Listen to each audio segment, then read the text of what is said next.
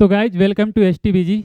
मैं आपका बायो का टीचर इम्तियाज अंसारी और मैं आपको बायो के सारे पीवाई की सॉल्यूशन यूट्यूब पे फ्री में आपको पीवाई की सॉल्यूशन कराऊंगा। और पीवाई के जितने भी पीडीएफ है वो आपको यूट्यूब पे फ्री में, यूट्यूब के इस वीडियो के डिस्क्रिप्शन में आप जाके फ्री में वहाँ से डाउनलोड कर सकते हैं।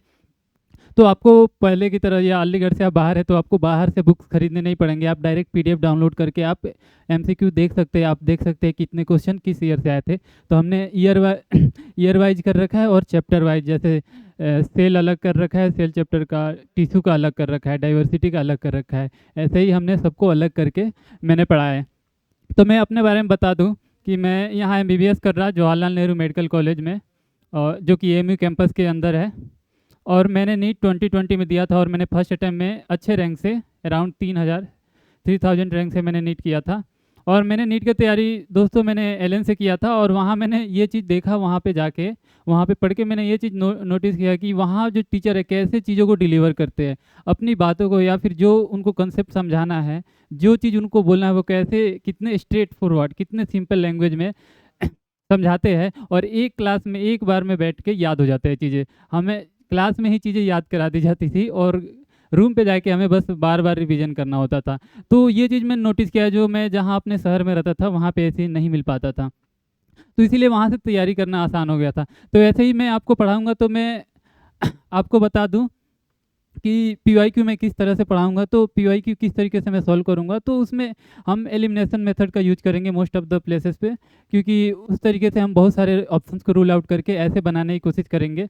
और बहुत सारी चीज़ें तो वैसे ही याद रहती है तो उसे डायरेक्ट लगा देंगे। और दूसरी बात, हम चैप्टर वाइज करेंगे, जैसे सेल चैप्टर को एक साथ, फिर उसके बाद सेल चैप्टर में जितने भी क्वेश्चन आए हैं प्रीवियस ईयर्स में एक साथ, उसके बाद टीसू, उसके बाद डाइवर्सिटी, वैसे ही उसके बाद ट्वेल्थ के भी, आई मीन 10th के भी सिलेबस को लेंगे।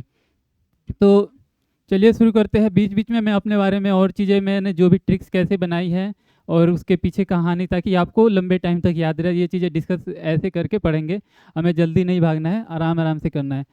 तो गाइज मैंने पहला क्वेश्चन सबसे लेटेस्ट वाला रख लिया है, ताकि आप देख के देखें कि किस टाइप के क्वेश्चन आते हैं। आपके अंदर जो डर बैठा हो, आप दूर से है, आप गांव से है, आपको एएमयू के कभी देखा नहीं है पेपर, या फिर वो जो डर बना हुआ है वो आपका डर कम हो जाए, आपका डर चला जाए। इसीलिए हमने सबसे पहले इसी साल का क्वेश्चन लिया है, जो लेटेस्ट क्वेश्चन है अभी जो आया है। तो इसमें पहला क्वेश्चन है, the cell organelle containing their own genetic material are. मतलब कौन से सेल ऑर्गेनल है जिनका अपना जेनेटिक मटेरियल होता है। तो जेनेटिक मटेरियल गाइज क्या होता है आपको पता है? जेनेटिक मटेरियल किसको बोलते हैं? डीएनए को बोलते हैं, आरएनए को बोलते हैं। जो कहाँ पे होता है? ये सब कहाँ पे होते हैं? न्यूक्लियस में होते हैं। कहाँ पे? न्यूक्लियस में होते हैं। लेकिन न्यूक्लियस में तो होते हैं, हर एक सेल के न्यूक्लियस में क्या होते हैं? जेनेटिक मटेरियल होते हैं, डीएनए आरएनए पैक होते हैं। हम पैकिंग भी पढ़ेंगे, इसमें एमसीक्यू भी पैकिंग पे भी आएगा, तो वो भी मैं बताऊंगा। तो अभी के लिए इतना जानिए, न्यूक्लियस में होते हैं डीएनए एंड आरएनए। तो ये लेकिन कुछ ऑर्गेनल्स ऐसे हैं कुछ ऑर्गेनल्स में, कुछ ऑर्गेनल्स रैंडमली बना रहा। आप जस्ट गेस कीजिए क्या ये माइटोकॉन्ड्रिया है? ये एंडोप्लाज्मिक रेटिकुलम है। मैं बताऊंगा मैं ऐसे माइटोकॉन्ड्रिया क्यों बनाते हैं, एंडोप्लाज्मिक रेटिकुलम, ये गोल्जी बॉडी। तो हम जब पढ़ेंगे तो ये सब चीज़ें आपको भी और ये सिंबल टाइप की चीज़ें समझ में आने लगेंगी। तो ये सारे ऑर्गेनल है, कुछ ऑर्गेनल ऐसे होते हैं जिनका अपना जेनेटिक मटेरियल होता है। तो वो दो ऑर्गेनल कौन से है, ये ऑप्शंस में दिए हैं। तो वो दो ऑर्गेनल माइटोकॉन्ड्रिया एंड प्लास्टिड है। तो ये दो ऑर्गेनल ऐसे हैं जिनका अपना जेनेटिक मटेरियल होता है। इसी वजह से माइटोकॉन्ड्रिया एंड प्लास्टिड ये अपना प्रोटीन, बहुत सारे प्रोटीन खुद से बना लेते हैं। बाकी ऑर्गेनल से इनके पास डीएनए अपना जेनेटिक मटेरियल नहीं है, तो इनको प्रोटीन के लिए किसकी जरूरत होती है? न्यूक्लियस से जो प्रोटीन बन के आता है उसका इस्तेमाल करते हैं, न्यूक्लियस से।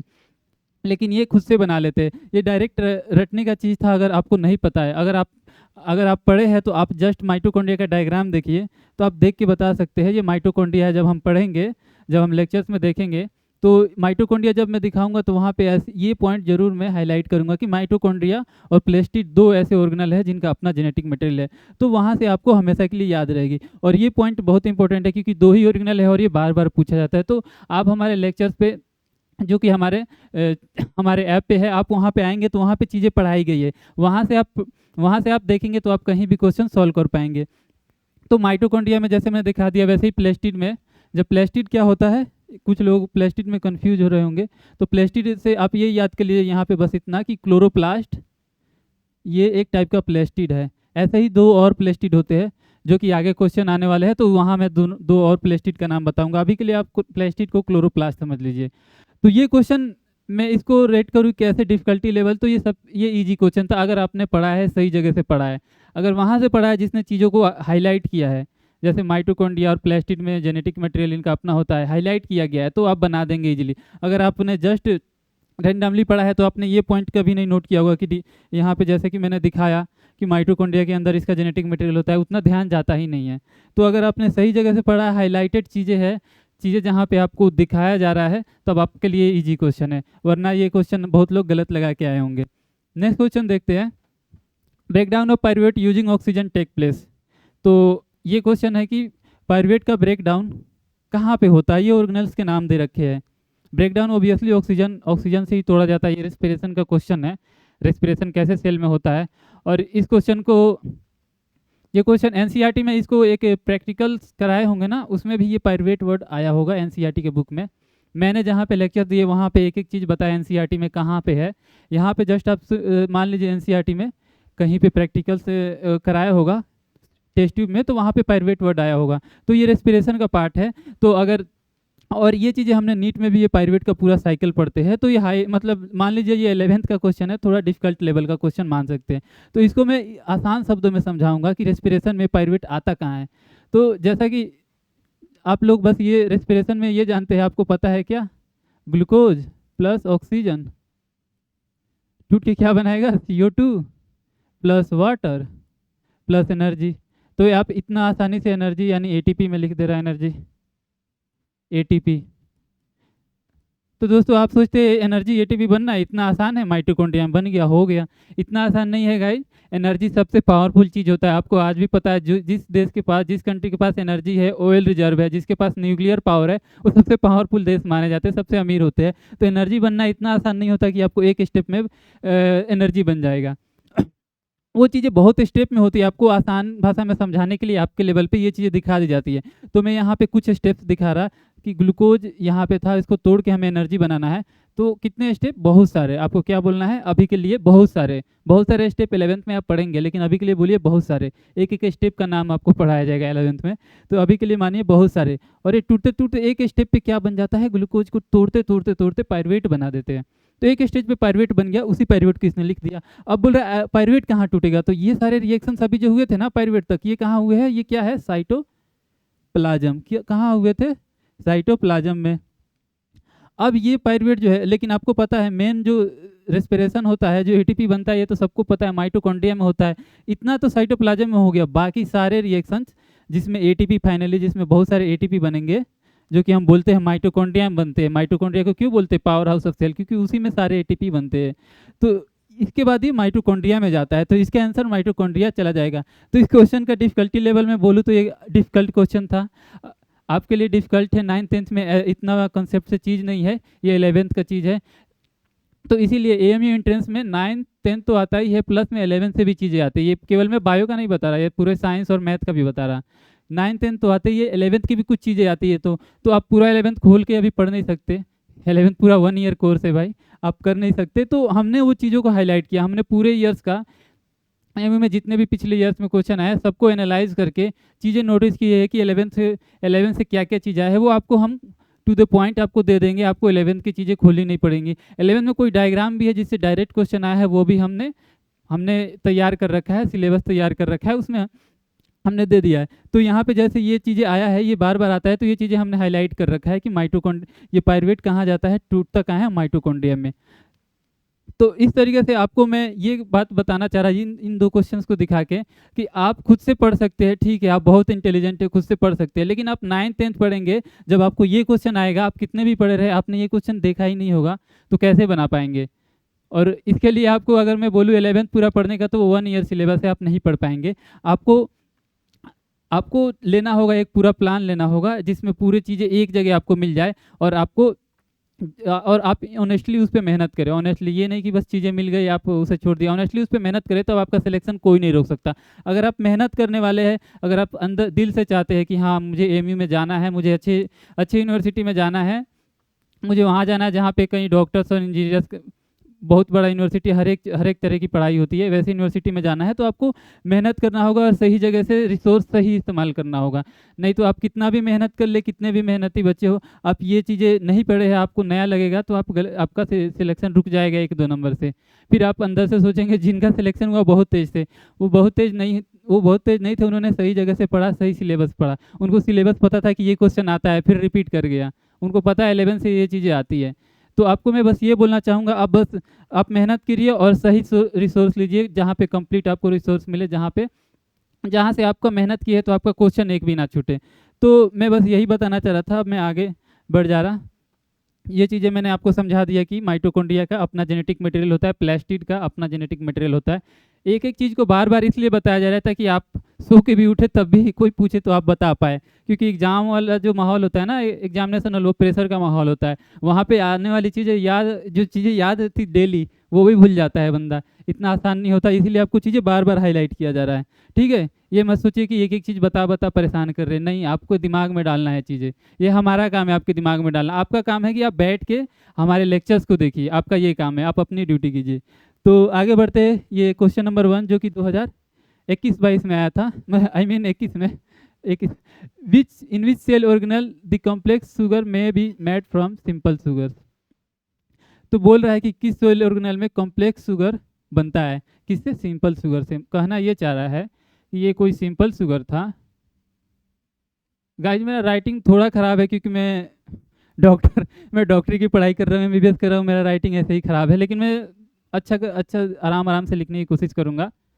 अगर आपको ना समझ में आ रहा हो तो आप कमेंट में बोल सकते हैं, मैं सुधार लूँगा उसे। ठीक है, सिंपल शुगर आपके लिए जो कहेंगे, जिस तरीके से पढ़ाने को, जैसे वो मैं करने को तैयार हूँ, आपको बस देखना है, आपको खुद से मेहनत करना है। ठीक है, सिंपल शुगर से कॉम्प्लेक्स शुगर ये बनना बोल रहा है, कॉम्प्लेक्स शुगर बोल रहा है ये कहाँ पे होता है। ऑप्शन देखिए, ये सारे ऑप्शन दे रखे हैं, तो कहाँ पे होता है ये वाला रिएक्शन। तो गाइज मैं एक कंसेप्ट बताऊंगा, इससे आपके एक क्वेश्चन नहीं 4-5 क्वेश्चन, इससे ज़्यादा कुछ टाइप के क्वेश्चन सॉल्व हो जाएंगे। तो वो कंसेप्ट मैं आपको एक जगह यहाँ पे बता रहा है ड्रॉअर में, क्यों, क्योंकि ये दोबारा काम आएगा। कंसेप्ट को भूलिएगा मत, नहीं तो दोबारा अभी इसी में क्वेश्चन आने वाला है वो। तो इसमें क्या है कि एक सेल, ये मैंने सेल बनाया, न्यूक्लियस बनाया, ये एंडोप्लाज्मिक रेटिकुलम है। ये ऐसे क्यों बनाते हैं, ये जब आप प्रॉपर लेक्चर देखेंगे आपको समझ में आ जाएगा। ये न्यूक्लियस है, ये माइटोकॉन्ड्रिया है, इसको मैं नहीं बना रहा, ये यहाँ पे काम का नहीं है। ये गोल्जी बॉडी, ये क्या है, गोल्जी बॉडी, इसको ऐसा क्यों बना रहा है, ये लग रहा है स्नेल की तरह। सबका स्ट्रक्चर है भाई, सब पढ़ा जाता है, सब समझाऊंगा मैं प्रॉपर लेक्चर में। ये एंडोप्लाज्मिक रेटिकुलम है और इस पे ये मैंने दाना दाना से लगा रखा है, तो आप बताइए ये क्या है। अगर दाना दाना से लगा रखा है, एंडोप्लाज्मिक रेटिकुलम को रफ कर दिया है मैंने, तो क्या बोलेंगे, रफ एंडोप्लाज्मिक रेटिकुलम। ये दाना क्या है जो मैं दाना बोल रहा, ये राइबोसोम है। क्या है, राइबोसोम। तो मैं कंसेप्ट क्या बोल रहा था, एक कंसेप्ट बताऊंगा, ये गोल्जी बॉडी, गोल्जी बॉडी, जी से ग्लाइकोसाइलेशन। गाइज अगर आप ये क्या हो गया, अगर आप साइंस लेना चाह रहे हैं और बायो लेना चाह रहे हैं, तो ये चीज़ें आपको 11th-12th नीट तक काम आएगा कि जी से गोल्जी बॉडी, जी से ग्लाइकोसाइलेशन। जहाँ भी ग्लाइकोसाइलेशन का क्या मतलब हुआ, रुकिए मैं पेन बदल के आपको समझा, कभी मत भूलिएगा। ग्लाइको मतलब ग्लूकोज, ग्लाइको मतलब क्या, ग्लूकोज। ग्लाइकोसाइलेशन मतलब कहीं पे भी ऐड ग्लूकोज, ग्लूकोज को जोड़ना है कहीं पे भी, तो उसे क्या बोलेंगे, ग्लाइकोसाइलेशन। प्रोटीन में ग्लूकोज को जोड़ा तो क्या बोलेंगे, ग्लाइकोसाइलेशन। लिपिड में ग्लूकोज को जोड़ा तो क्या बोलेंगे, ग्लाइकोसाइलेशन। रिएक्शंस का नाम ग्लाइकोसाइलेशन होगा। तो किसी भी चीज़ में ग्लूकोज को जोड़ना होता है ना, यानी केमिकल रिएक्शन करा के प्रोटीन में ग्लूकोज को जोड़ दो, लिपिड में ग्लूकोज को जोड़ दो, ये सारे काम गोल्जी बॉडी का होता है। जैसे राइबो ये क्या करेगा ना, ये रफ एंडोप्लाज्मिक रेटिकुलम प्रोटीन बना के इसे दे देगा। क्यों दे देगा, कहेगा जा इसे ग्लूकोज को जोड़ दे, गोल्जी बॉडी को दे देगा, गोल्जी बॉडी को बोलेगा तुम इसमें ग्लूकोज जोड़ दो, तो इसमें गोल्जी बॉडी ग्लूकोज जोड़ देगा, क्या बन जाएगा। अगर प्रोटीन ये आपको कंसेप्ट पढ़ा रहा है गाइस, ये नहीं कि मैं रटवा रहा, प्रोटीन में ग्लूकोज को जोड़ देंगे तो क्या बनेगा, ग्लाइकोप्रोटीन। अभी बताया ग्लाइको मतलब ग्लूकोज, ग्लाइकोप्रोटीन, समझ में आ रहा है। तो भाई ये कंसेप्ट है, अब आप रटने लगेंगे तो यही चीज़ें डिफिकल्ट होगी। अब आप कभी नहीं बोलेंगे कि ग्लाइकोप्रोटीन का क्या मतलब हुआ, या फिर प्रोटीन में ग्लूकोज को जोड़ा तो क्या मतलब हुआ। तो आप गाइज कंसेप्ट समझिए, तब जाके हो पाएगा इतना बड़ा सिलेबस। रटने से आप छोटा सा सिलेबस कर पाएंगे, इतना बड़ा सिलेबस नहीं कर पाएंगे। आप रट के नीट नहीं निकाल सकते, रट के एमयू का 11th इंट्रेंस नहीं निकाल सकते, समझ रहे। तो ग्लाइकोप्रोटीन ऐसे ही ग्लूकोज में भी ग्लूकोज को जोड़ता है, ग्लूकोज में ग्लूकोज जुड़ता जाता है तो क्या बनता है, वो चीज़ें मैं आपको यहाँ पे समझा दे रहा है। ग्लूकोज में जब ग्लूकोज को जोड़ा जाता है तो क्या बनता है। तो सिंपल शुगर का मतलब होता है गाइज, जैसे सिंपल शुगर का मतलब जो ग्लूकोज, फ्रुक्टोज, ये सिंपल शुगर है। अब सिंपल क्यों बोलते हैं, अभी आपको बता रहा सिंपल क्यों बोलते हैं, और इनको कॉम्प्लेक्स क्यों बोलते हैं। सिंपल इसलिए बोलते हैं क्योंकि इसमें एक बस ग्लूकोज है, और इसे कॉम्प्लेक्स क्यों बोलेंगे, इसमें बहुत सारे लाखों में ग्लूकोज होंगे, एक ही मॉलिक्यूल है उसमें हजारों में लाखों नंबर के मतलब में ग्लूकोज जुड़े होंगे। एक बड़ा सा मॉलिक्यूल होगा, उसमें बहुत सारे ग्लूकोज आपस में जुड़े होंगे, तो इसीलिए इसे कॉम्प्लेक्स बोलेंगे। इसे सिंपल क्यों बोलेंगे, सिंपल एक शुगर है। इसको मोनोसेकेराइड भी बोलते हैं, ये मैं पहले बता दे रहा क्योंकि ये क्वेश्चन आया है, अभी मैं डिस्कस करूंगा और ये जवाब आपको देना है, तो अभी ध्यान रख लीजिए, और उस समय जवाब दीजिएगा तो अंदर से खुशी मिलेगी। तो अभी ध्यान रख लीजिए, मोनोसेकेराइड बोलते हैं इनको, ठीक है। मोनो मतलब एक, सेकेराइड मतलब शुगर, एक शुगर। मोनोसेकेराइड, मोनो मतलब वन, सेकेराइड मतलब शुगर, मोनोसेकेराइड। इनको कॉम्प्लेक्स शुगर को क्या बोलूँ, तो मोनो बोलूँ कि पॉली बोलूँ, पॉली बोलूँगा ना, पॉली मतलब मल्टीपल होता है, पॉली सेकेराइड, पॉली मतलब मल्टीपल, सेकेराइड पॉली मतलब मल्टीपल, मल्टीपल शुगर, सेकेराइड मतलब शुगर, मल्टीपल शुगर। तो ये वाला रिएक्शन तो हमें आंसर पता चल गया, गोल्जी बॉडी। ये मैंने कंसेप्ट बता दिया क्या होता है, ये कॉम्प्लेक्स शुगर क्या होता है, सिंपल शुगर क्या होता है। अब ये गोल्जी बॉडी क्यों करता है ये भी बता दिया, क्योंकि ग्लूकोज को ग्लूकोज से जोड़ना है, कहीं भी ग्लूकोज जोड़ो गोल्जी बॉडी आंसर जाएगा, तो आंसर तो गोल्जी बॉडी ही जाना है। एक ग्लूकोज है, इसमें बहुत सारे लाखों ग्लूकोज को जोड़ना है, लाखों में बता रहा होगा, 10,000 लाखों नंबर में ग्लूकोज को जोड़ के पॉलीसेकेराइड बनाना है। आप मत सोचिए कि 10 3 4 5 ग्लूकोज जोड़ देंगे तो पॉलीसेकेराइड बनेगा, नहीं, लाखों में जोड़ते हैं, लाखों नंबर में।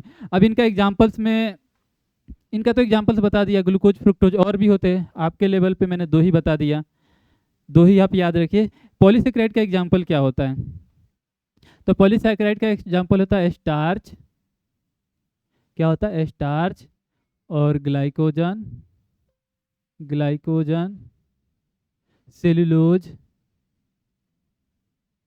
सेलुलोज, और सेलुलोज को आधा कर देंगे क्या बोलेंगे, हेमी, हेमी सेलुलोज। ये जस्ट ट्रिक था, सेलुलोज को आधा करो हेमी सेलुलोज बन जाएगा, ये जस्ट मजाक था। तो ये क्या हो गए, कॉम्प्लेक्स शुगर हो गए। गाइस ये नोट कर लीजिए, ये कंसेप्ट अगर आपने अभी याद कर लिया, आपको सालों साल काम आएगा, हमेशा काम आएगा, ठीक है। तो आगे बढ़ता हूँ। तो गाइज मैंने जस्ट क्वेश्चन को रटाया नहीं कि गोल्जी बॉडी आंसर जाएगा, मैंने कंसेप्ट बताया गोल्जी बॉडी ही क्यों जाएगा ये बताया, ठीक है। आगे बढ़ते हैं। Which one of the following cell organelle help to keep the cell clean by digesting any foreign body, यानी कौन सा ऑर्गेनल है जो डाइजेस्ट करता है फॉरेन बॉडी को, सेल को साफ करता है। कुछ फॉरेन बॉडी इधर उधर से चीज़ें आ रहे हैं, सेल में बेकार की चीज़ें आ रही है, उसको साफ करता है, डाइजेस्ट करता है। तो आपको पता है कोई भी डाइजेस्ट करना मतलब तोड़ना, तोड़ने का काम कौन करता है, आपको सबको पता है, लाइसोसोम। अगर जिनको नहीं पता है, अगर एक भी बंदा को नहीं पता है तब भी मैं बताऊंगा, क्योंकि ये मेरा ड्यूटी बनता है कि एक को क्यों नहीं पता है। तो लाइसोसोम का काम है, ट्रिक बता दे रहा, लाइसिस करना, लाइसोसोम इसीलिए, लाइसिस का मतलब होता है तोड़ना, क्या होता है, तोड़ना। अदर अदर वर्ड तोड़ना, इसके लिए अदर इंग्लिश वर्ड क्या हो सकता है, ब्रेक डाउन, ब्रेक डाउन, ठीक, ऐसा वर्ड आ जाए। या फिर क्या आ जाए, डाइजेस्ट, डाइजेस्ट आ जाए, ऐसा वर्ड आ जाए। या क्लीन, क्लीन भी आ जाए, थोड़ा सा इस सेंस में कि साफ करता है, तोड़ के साफ करता है।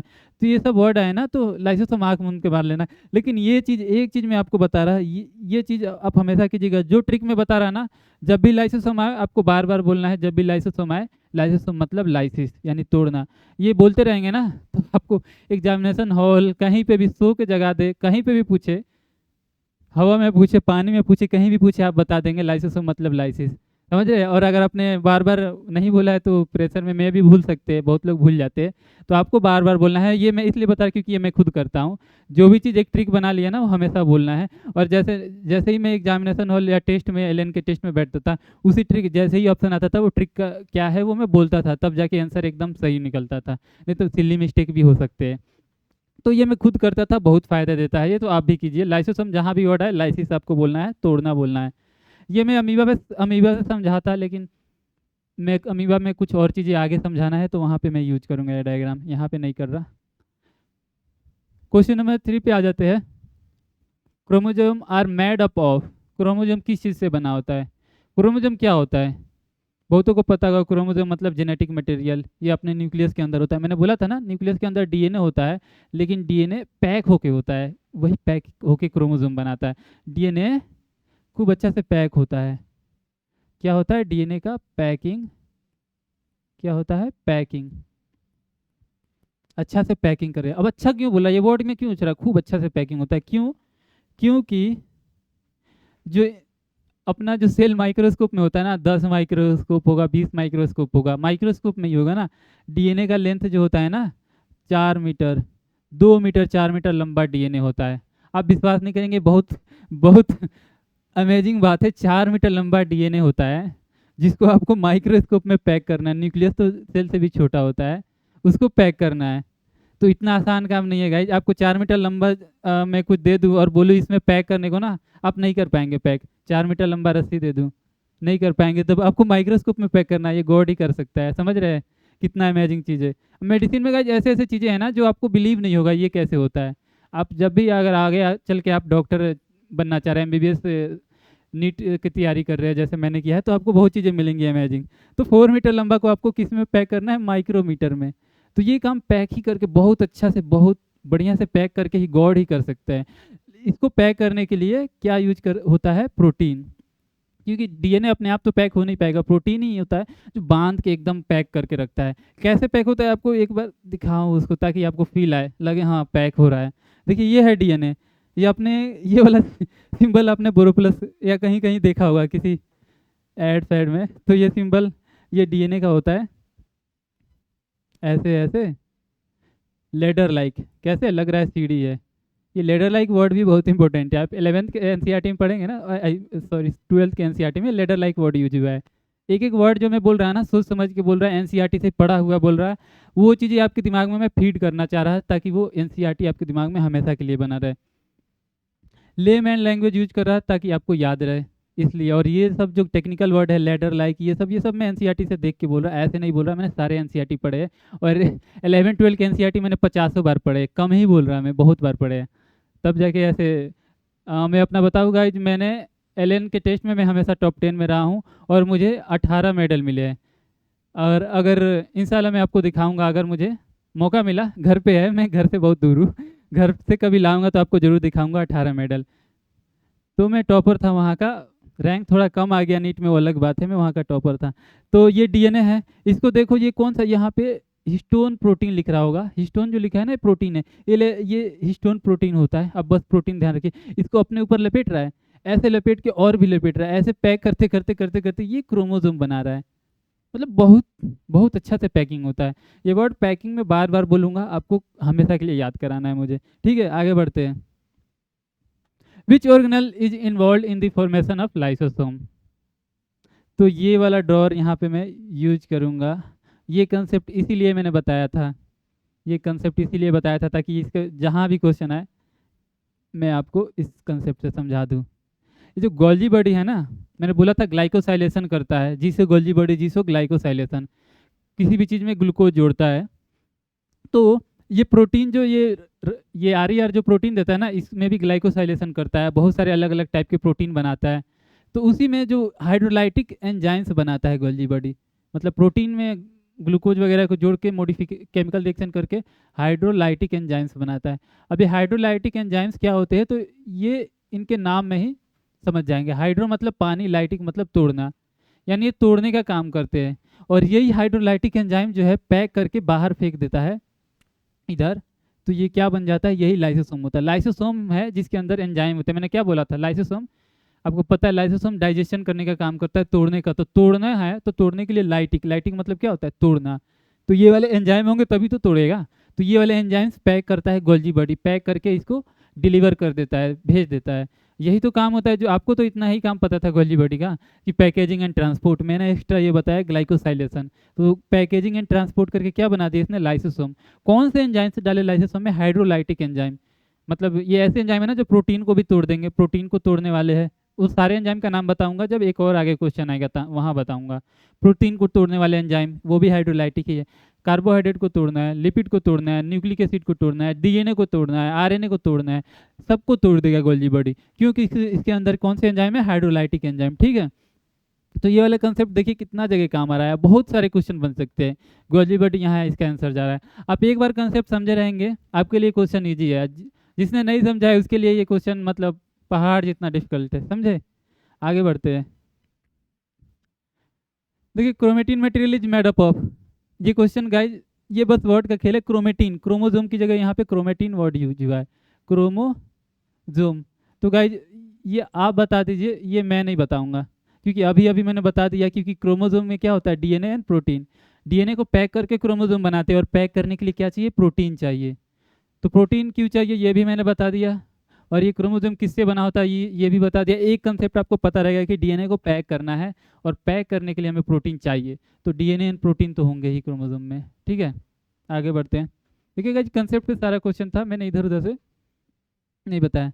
गाइस ये क्वेश्चन ऑक्सीटोसिन इज सिंथेसाइज्ड इन, इस क्वेश्चन में मुझे थोड़ा सा डाउट है, क्योंकि इसके ऑप्शन में ऐसे दे देना चाहिए ना, ग्लैंड्स के नाम दे देना चाहिए। हार्मोन है जैसे ऑक्सीटोसिन, थायरोक्सिन, इंसुलिन, ये सारे हार्मोन्स होते हैं। ऑक्सीटोसिन भी हार्मोन ही है। तो हार्मोन तो किसी ग्लैंड से रिलीज होते हैं ना, जैसे ये हो गया हाइपोथैलेमस ग्लैंड, यहीं पे पिट्यूटरी ग्लैंड होता है, ये पैनक्रियाज हो गया, एड्रिनल हो गया, आपने पढ़ा होगा। तो ग्लैंड से ना हार्मोन सीक्रेट होते हैं। यहाँ पे ऑप्शंस में ग्लैंड्स के नाम की जगह ऑर्गेनल्स के नाम रखे हैं। तो इस क्वेश्चन में थोड़ा सा डाउट है, तो इसको मैं क्लियर करके आपको अलग शॉर्ट वीडियो में बताऊंगा, क्योंकि ये क्वेश्चन मतलब देखा जाए ऑप्शन इसके अजीब से है। तो आगे बढ़ जाते हैं इस क्वेश्चन को छोड़ के। Question number 7, cells arise from pre existing cell proposed by. देखिए गाइस इस क्वेश्चन का मैं आंसर डायरेक्ट चाहूँ तो बता दूं, लेकिन मैं कहानी बताऊंगा, क्योंकि ये कहानी आपको हमेशा याद रहनी चाहिए। ठीक है, आपने सेल थ्योरी का तो नाम सुना होगा। सेल थ्योरी, जिसने सेल पढ़ा और सेल थ्योरी नहीं पढ़ा है तो मतलब सेल थ्योरी ही तो है सेल की जान। सेल थ्योरी किसने दिया था, दो बंदे ने दिया था, स्लाइडन एंड स्वान। देखो इसमें से एक बायोलॉजिस्ट था, एक बोटेनिस्ट था। क्योंकि अभी जो सेल थ्योरी का जो दो लाइंस में बोलूँगा ना, इससे रिलेशन है उसका। पहला लाइन ये है कि all plants are made up of cell, यानी सारे प्लांट किससे बने होते हैं, सेल से बने होते हैं। तो एक बोटेनिस्ट ने ही बोला होगा ये बात, क्योंकि बोटेनिस्ट ही तो प्लांट को स्टडी करता है। दूसरा है क्या होगा, ये खुद बता दीजिए गाइस। ऑल एनिमल होगा ना, क्योंकि अब जूलॉजिस्ट आ रहा है। All animals made of cells. Cells exactly जो वर्ड 11th के एनसीईआरटी में यूज हुआ है ना, cells and product of cell use हुआ है। आप लोग बस सेल सेल बोल देते चले जाते हैं, लेकिन cells and product of cell, यानी सेल्स कुछ बनाता होगा ना, वहाँ पे सो तो नहीं रहा होगा, सेल कुछ बना भी रहा होगा ना, एंड प्रोडक्ट ऑफ सेल। तो ये एग्जैक्ट ये करेक्ट लाइन है। और ये मैं इसलिए बता रहा, मैं भी एएमयू जो है ना, वो नीट के लेवल तक का क्वेश्चन एएमयू में बन जाता है। नीट में जो ईजीएस्ट क्वेश्चन माना जाता है एएमयू वाले डाल देते हैं। और ये क्वेश्चन जबकि 11 के एनसीईआरटी का है, तो मैं भी दे सकता है, आपको वर्ड कंफ्यूज कर सकता है। तो cells and product of cell बोलिएगा। ये दो लाइन बोल दी है, लोगों ने बहुत मतलब बहुत लोगों ने तारीफ की, हाँ ये बहुत बड़ी बात थी। क्योंकि उस टाइम पे जब 1838-39 मतलब इस टाइम पे इतना चीज़ें सेल के बारे में नहीं पता थी। इस टाइम पे ये बहुत बड़ी बात थी, और एकदम नया इनोवेशन, मान लीजिए नया कॉन्सेप्ट था। तो लोगों ने बहुत तारीफ किया, लेकिन कुछ लोग जो है वो क्रिटिसाइज करने में कि जब तक कि उसका कमी नहीं निकाले मन नहीं भरता। तो वैसे बहुत सारे लोग थे जो एक चीज़ बार बार पूछ रहे थे इन लोगों साइंटिस्ट से, सेल कहाँ से आया। वो मान लो मैंने माना सारे प्लांट सेल से बने हैं, मैंने मान लिया सारे एनिमल सेल से बने, मान लिया, वो सेल कहाँ से आए ये बताओ मुझे तो ये बता नहीं पा रहे थे। क्वेश्चन सिंपल सा था, हाँ अच्छा क्वेश्चन था, सेल आया कहाँ से, लोग पूछ रहे थे सेल कहाँ से आया। मान लिया मैंने सारे प्लांट्स बहुत सारे सेल से बने हैं, एनिमल से भी बहुत सारे सेल से बने हैं, तो सेल आया कहाँ से? ये बहुत साल तक ये सवाल रहता रहा और लोग बोलते रहे ये सेल थ्योरी तो दे दिया लेकिन ये कंप्लीट नहीं दिया, कंप्लीट नहीं बोला इसने, बहुत सारी चीज़ें, कुछ सवाल बता ही नहीं पा रहा। तो इसे क्या बोल रहे थे हम? इनकम्प्लीट। क्या बोलेंगे? Incomplete cell theory. Incomplete cell theory जो किसने दिया था? Schleiden and Schwann. उसको लोग इनकम्प्लीट सेल थ्योरी बोल रहे थे, जो लोग कमी निकाल रहे थे। तो बाद में एक बंदा आया जिसका नाम रुडोल्फ वर्चो था। अब तो आंसर आपको पता चल गया। तो रुडोल्फ वर्चो आया, तो उसने इन सारे जितने भी इनकी कमी निकाले थे ना, सबका मुंह बंद कर दिया एक लाइन बोल के। सिंपल सा लाइन है, सेल से arises from pre existing cell. यानी लोग पूछ रहे थे ये सेल आया कहाँ से, तो वो बोल दिया पहले कोई सेल रहा होगा उससे आया। सेल सेल से ही आएगा ना, सीधा सवाल है। मुर्गी के बच्चे से मुर्गी ही पैदा, मतलब मुर्गी कहाँ से आएगा? मुर्गी के बच्चे से आएगा। सिंपल सा इसका जवाब था, लेकिन लोग ये बता नहीं पा रहे थे तो उसने सीधा से बोली ये सेल है ना, ये किसी सेल से आया होगा। जा, सबका मुंह बंद। तो इतना सिंपल था, इसने एक लाइन बोल दिया, सबका मुंह बंद कर दिया। और सेल थ्योरी अब क्या हो गया? कंप्लीट। जो लोग क्या बोल रहे थे ये तो आधा सवाल बता ही नहीं पा रहा, आधा बात बता रहे, आधा आधा इसको पता नहीं है। अब इसे क्या बोल देंगे? कंप्लीट। तो गाइस इसे मिटा दूं, कंप्लीट इसे बोल दूं, लो कंप्लीट हो गया। तो ये कंसेप्ट, इसका ये कंसेप्ट ये है कि जब आप सेल डिवीजन पढ़ेंगे ना 11th में, सेल साइकिल उसे बोलते हैं, ठीक है ना, वहाँ पे आप ये चीज़ देखेंगे, एक सेल होता है ना, जब ये तो कुछ टाइम बाद ये खुद डिवाइड करके एक से दो बना देता है। तो ये सेल कहाँ से आया? पहले से ये सेल था, इसने डिवाइड करके बनाया ना। अब ये कहाँ से आया होगा? ये भी पहले से कोई सेल रहा होगा, पहले से कोई सेल रहा होगा जो डिवाइड करके दो बनाया होगा उसने। तो ये सेल यहाँ से आया, फिर ये भी सेल बाद में डिवाइड करेगा। जैसे इंसान को वो होता है ना प्रोग्रेशन, लास्ट में मरना ही है, सेल को ऐसे ही लास्ट में डिवाइड करना है, या तो मर जाएगा या डिवाइड करेगा। तो ये है, तो ये कंसेप्ट है जो कि आप इसे सेल क्या बोलेंगे? Cell division. सेल डिवाइड कर रहा है, इसे क्या बोलेंगे? Cell division. और इसका सिग्निफिकेंस भी आप पढ़ेंगे। जो हम इंसान जो है एक सेल से बने होते हैं ना, जाइगोट उसे बोलते हैं। ये क्लियर करो, इंसान कितने एक सेल से बना होता है, जिसे हम क्या बोलते हैं? जाइगोट बोलते हैं। जाइगोट एक सेल का होता है, ये पूरा इंसान का बॉडी बना देता है। कितना अमेजिंग बात है। ये एक सेल ने, इसी सेल ने आपकी आंख बनाए हैं, इसी सेल ने आपकी किडनी बनाए, इसी सेल ने आपके कान बनाए, सब चीज़ एक ही सेल के डिवीजन से बना है। तो कितना अमेजिंग बात है, मतलब कितना सोचने वाली बात है। तो एक सेल से ये बहुत पूरा ह्यूमन बॉडी, पूरा ह्यूमन बॉडी एक सेल से बना हुआ है। एक सेल से ही सब कोई बनता है। इसे क्या बोलते हैं? इस सेल को जाइगोट। तो देखिए सेल थ्योरी यहाँ पे कितना अच्छा से इसको एक्सप्लेन कर रहा है, सेल थ्योरी जो ये रॉबर्ट वर्चू ने बोला था। तो गाइस ये कहानी इसलिए बताया कि आप कभी नहीं भूलेंगे और आप साइंस के ब्यूटी को, कुछ साइंस के ब्यूटी को समझेंगे, इसलिए मैंने ये कहानी बता दिया। आगे बढ़ते हैं। The material such as starch, oil, protein, granule are stored in which of the cell organelle. तो ऑप्शन देखते, चलो एलिमिनेट करते हैं। क्वेश्चन बहुत लोगों को पता नहीं होगा इसका आंसर, या समझ ही नहीं आ रहा होगा क्या कर रहा है। कह रहा है कि प्रोटीन और स्टार्च कहाँ पे स्टोर होते हैं, ये सीधा सा क्वेश्चन है। स्टार्च एंड प्रोटीन कहाँ पे स्टोर होते हैं, किस ऑर्गेनल में? तो ऑप्शन को एलिमिनेट करके देखते हैं, देखते हैं कितना हम एलिमिनेट कर पा रहे हैं। माइटोकॉन्ड्रिया मार दे क्या? माइटोकॉन्ड्रिया स्टोर क्यों करेगा? इसका तो काम एटीपी बनाना है, ये तो मारेंगे ही नहीं। इसका एक ही काम है, एटीपी बनाओ। ये काम इसको दे दिया, ये क्यों करेगा? ये कहेगा मैं नहीं कर रहा, मेरा काम मिल गया है मुझे। लाइसोसोम, लाइसोसोम क्या बोलेगा? लाओ मैं तोड़ दे रहा। जैसे रखोगे तोड़ देगा, ये स्टोर करेगा नहीं, इसमें कोई करना ही नहीं चाहेगा स्टोर, देते ही ये तोड़ देगा। प्रोटीन स्टोर करो, वो तोड़ देगा, थोड़ी देर में पता चला तोड़ दिया। तो लाइसोसोम भी ऑप्शन नहीं जाएगा। अब यहाँ पे दो ऑप्शन बचे, leucoplast and क्रोलोप्लास्ट, leucoplast and chromoplast. तो गाइज ये क्या है, मैंने अभी क्वेश्चन नंबर 1 था शायद, वहाँ पे मैंने आपको बोला था ना प्लास्टिड, आपको याद होगा। प्लास्टिड वर्ड आ रहा है, मैं उसको आगे समझाऊंगा, तो यहाँ पे मैं समझा दे रहा प्लास्टिड क्या होता है। तब आप खुद से गाइज आंसर बताएंगे, मैं नहीं बताऊंगा। एक बार मैंने समझा दिया तो मैं नहीं बता रहा, आपको खुद से बताना है। प्लास्टिड जो होता है ना, जिसमें मैंने बताया था, आप अभी के लिए ध्यान रख लीजिए, क्लोरोप्लास्ट। ये 3 टाइप का होता है। एक तो आप खुद से बता दीजिए, चलिए मैं कलर से बना रहा ताकि आप कलर का भी मीनिंग आप बताइएगा। क्लोरोप्लास्ट ग्रीन से क्यों बना रहा?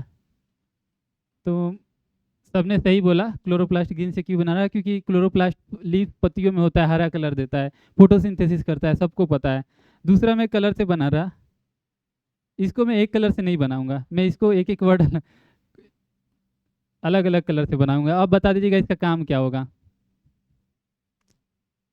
ये अलग अलग कलर से क्यों बना रहा? क्योंकि ये अलग अलग कलर देता है प्लांट्स को, इसीलिए मैंने इसे अलग अलग कलर से बनाया। अलग अलग कलर दे रहा है प्लांट को, तो देखिए इसमें विजुअल विजुअल मेमोरी में आपके जा रहा है। तो अलग अलग कलर से क्यों बनाया, क्योंकि अलग अलग कलर देता है प्लांट को। जैसे फ्लावर, फ्लावर को कलर देना है, रेड कलर देना है, ऑरेंज कलर देना है, पिंक कलर देना है, यही क्रोमोप्लास्ट ही उसको कलर देगा। फ्रूट को कलर देना है, कोई भी कलर क्रोमोप्लास्ट देगा।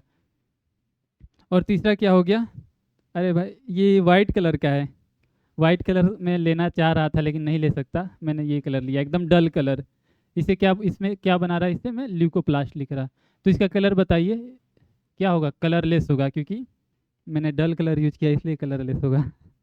ये कलरलेस होता है, ल्यूको का वर्ड का मतलब होता है कलरलेस। जब आपको मैं WBC पढ़ाऊंगा ना तब भी ल्यूको वर्ड का मतलब बताऊंगा, और आपको याद आने चाहिए गाइज। अगर आप मेहनत कर रहे हैं, अगर आप ढंग से देख रहे हैं तो आपको याद आनी चाहिए ल्यूको का क्या मतलब है।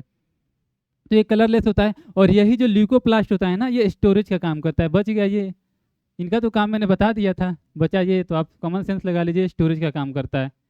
स्टोरेज, स्टोरेज का काम करता है, ठीक। क्या क्या स्टोर कर सकता है, प्रोटीन कर सकता है स्टोर, कार्बोहाइड्रेट कर सकता है, लिपिड कर सकता है, कुछ भी तो स्टोर कर लेगा, इसको कोई दिक्कत नहीं है।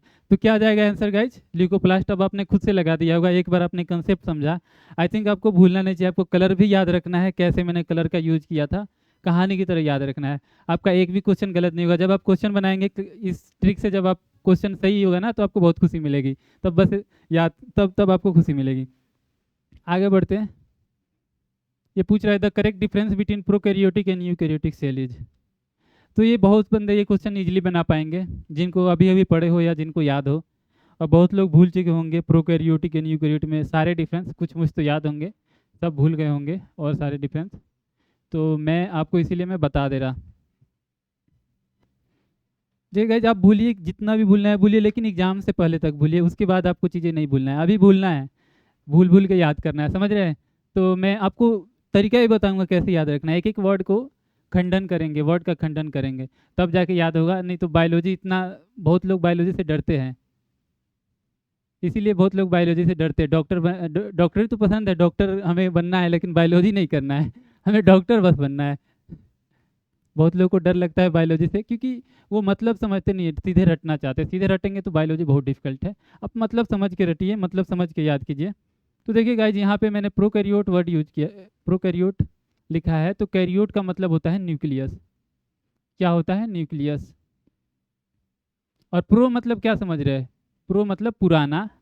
मैं यहाँ पे प्रॉपर वर्ड में लिख दे रहा, भूलिएगा मत। प्रो मतलब पुराना, प्रिमिटिव, प्रिमिटिव या लेस डेवलप। प्रिमिटिव, पुराना चीज़ कहाँ डेवलप होता है, पुराना लेस डेवलप होता है। यू मतलब क्या हो जाएगा, जब ये पुराना हो गया तो एडवांस, नया हो जाएगा, एडवांस। पहले की चीज़ों में आज की चीज़ों में, पहले के फ़ोन में आज के फ़ोन में कंपेयर कीजिए, एडवांस में बहुत सारे फंक्शंस होते हैं, एडवांस बोल दीजिए, ठीक है। या फिर इसे एडवांस बोल दीजिए, या फिर ट्रू बोल दीजिए, ट्रू भी बोलते हैं, और इसे फॉल्स बोलते हैं। क्योंकि ये इतना कमज़ोर होता है ना, इतना कम फीचर्स होते हैं ना, इसको न्यूक्लियस बोलना ही कुछ लोग सही नहीं मानते। कुछ लोग मानते हैं इसमें इतने कम चीज़ें हैं ना, इसको न्यूक्लियस क्यों बोले, इसको फॉल्स बोल देते हैं, फॉल्स न्यूक्लियस। इसमें बहुत चीज़ें हैं इसके न्यूक्लियस में, तो इसे ट्रू बोलते हैं। तो कुछ लोग का मानना है कि इसमें इतने कम चीज़ें हैं ना, अभी मैं दिखाऊंगा, इतने कम चीज़ें हैं कि आपको भी मन नहीं करेगा इसे न्यूक्लियस बोलने का, इसे न्यूक्लियस ही क्यों बोले। तो मैं ऊपर ये बना दे रहा डायग्राम, और नीचे मैं पॉइंट लिखूंगा, ठीक है। तो ये मैंने सेल मेम्ब्रेन तो बनाऊँ ना, सेल मेम्ब्रेन तो सब में होगा, यहाँ भी सेल मेम्ब्रेन मैंने बना दिया, यूकैरियोट में भी। और दूसरा कि इसमें अब सीधे, नहीं नहीं नहीं, पहले नॉर्मल सेल आपको दिखा दे रहा ताकि आपके लिए आसानी हो कंपेयर करने में। यहाँ दूसरा कि मैं न्यूक्लियस बना दे रहा, ठीक है। और ये मैं बताऊंगा ऐसे क्यों कर रहा, ठीक है। यहाँ पे मैं न्यूक्लियस नहीं बनाऊंगा, क्यों, अभी मैंने बोला ना, इसको लोग न्यूक्लियस मानते ही नहीं। इस पे यहाँ पे सीधे ये डीएनए है, डबल स्टैंडर्ड हो गया, सिंगल स्टैंडर्ड मैं यहाँ दिखाना नहीं चाह रहा, कुछ भी हो सकता है। ये डीएनए है और बस ऐसे है फैला हुआ, इसको ना पैक किया है। यहाँ पे तो मैंने पैक बताया था, अभी प्रोटीन का यूज करके पैक करते हैं, 4 मीटर लंबे डीएनए को इतने समय पैक करते हैं। यहाँ पे ना पैक हुआ है ना यहाँ पे तो न्यूक्लियर मेम्ब्रेन मैंने दिखाया, क्या दिखाया है, न्यूक्लियर मेम्ब्रेन। यहाँ पे कोई न्यूक्लियर मेम्ब्रेन नहीं दिखाया, ये डायरेक्ट क्या है, क्रोमोजोम, डायरेक्ट क्रोमोजोम है। क्रोमोजोम यानी डीएनए प्लस प्रोटीन। यहाँ पे क्रोमोजोम देखिए इतना ज़्यादा पैक होता है ना, बहुत ज़्यादा पैक, बिल्कुल एकदम टाइटली पैक होता है, छोटा सा स्पेस होता है न्यूक्लियर मेम्ब्रेन। और बीच में एक डार्क सर्कल में दे रहा, जिन लोगों ने अभी अभी पढ़ा है या जिन लोगों को याद है वो खुद बता दिए, एक डार्क मटेरियल होता है न्यूक्लियस में, छोटा सा, उसे क्या बोलते हैं? तो जिनको याद है तो ये पता है, इसे न्यूक्लियोलस बोलते हैं। न्यूक्लियोलस बोलते हैं, क्या बोलते हैं? न्यूक्लियोलस। तो इसमें न्यूक्लियोलस होता है। तो अभी बस न्यूक्लियस का डिफरेंस बताया, मेन डिफरेंस तो यही है, तभी तो नाम इसको प्रोकैरियोट, पुराना न्यूक्लियस, यूकैरियोट एडवांस न्यूक्लियस बोलते हैं। तो 3 पॉइंट का डिफरेंस, मैं यहाँ 3 पॉइंट लिख रहा। अब आप बताइए, आपने कंसेप्ट समझ लिया तो मुझे लग रहा है मुझे बताने की जरूरत नहीं है, आप खुद बताइए। पहला पॉइंट, ट्रू न्यूक्लियस, न्यूक्लियस जो है, या तो न्यूक्लियस जो है ट्रू किस में है, फॉल्स किस में है? या ट्रू की जगह मैं क्या बोल दूं? एडवांस बोल दूं? इसमें क्या बोल दूं? प्रिमिटिव बोल दूं? बोल सकता हूँ ना? तो ट्रू आपको पता है यूकैरियोट में है, और फॉल्स किस में है? प्रोकैरियोट में है। या इल डेवलप इसमें है प्रोकैरियोट में, और वेल डेवलप किस में है? यूकैरियोट में। गाइज एक ही मतलब हुआ, ज़्यादा डेवलप है, एडवांस है, वेल डेवलप है, ट्रू है। इसका मतलब कम डेवलप है, लोग इसे ट्रू बोलना ही नहीं चाह रहे, फॉल्स बोल रहे हैं, इतना कम है डेवलप। तो ये है।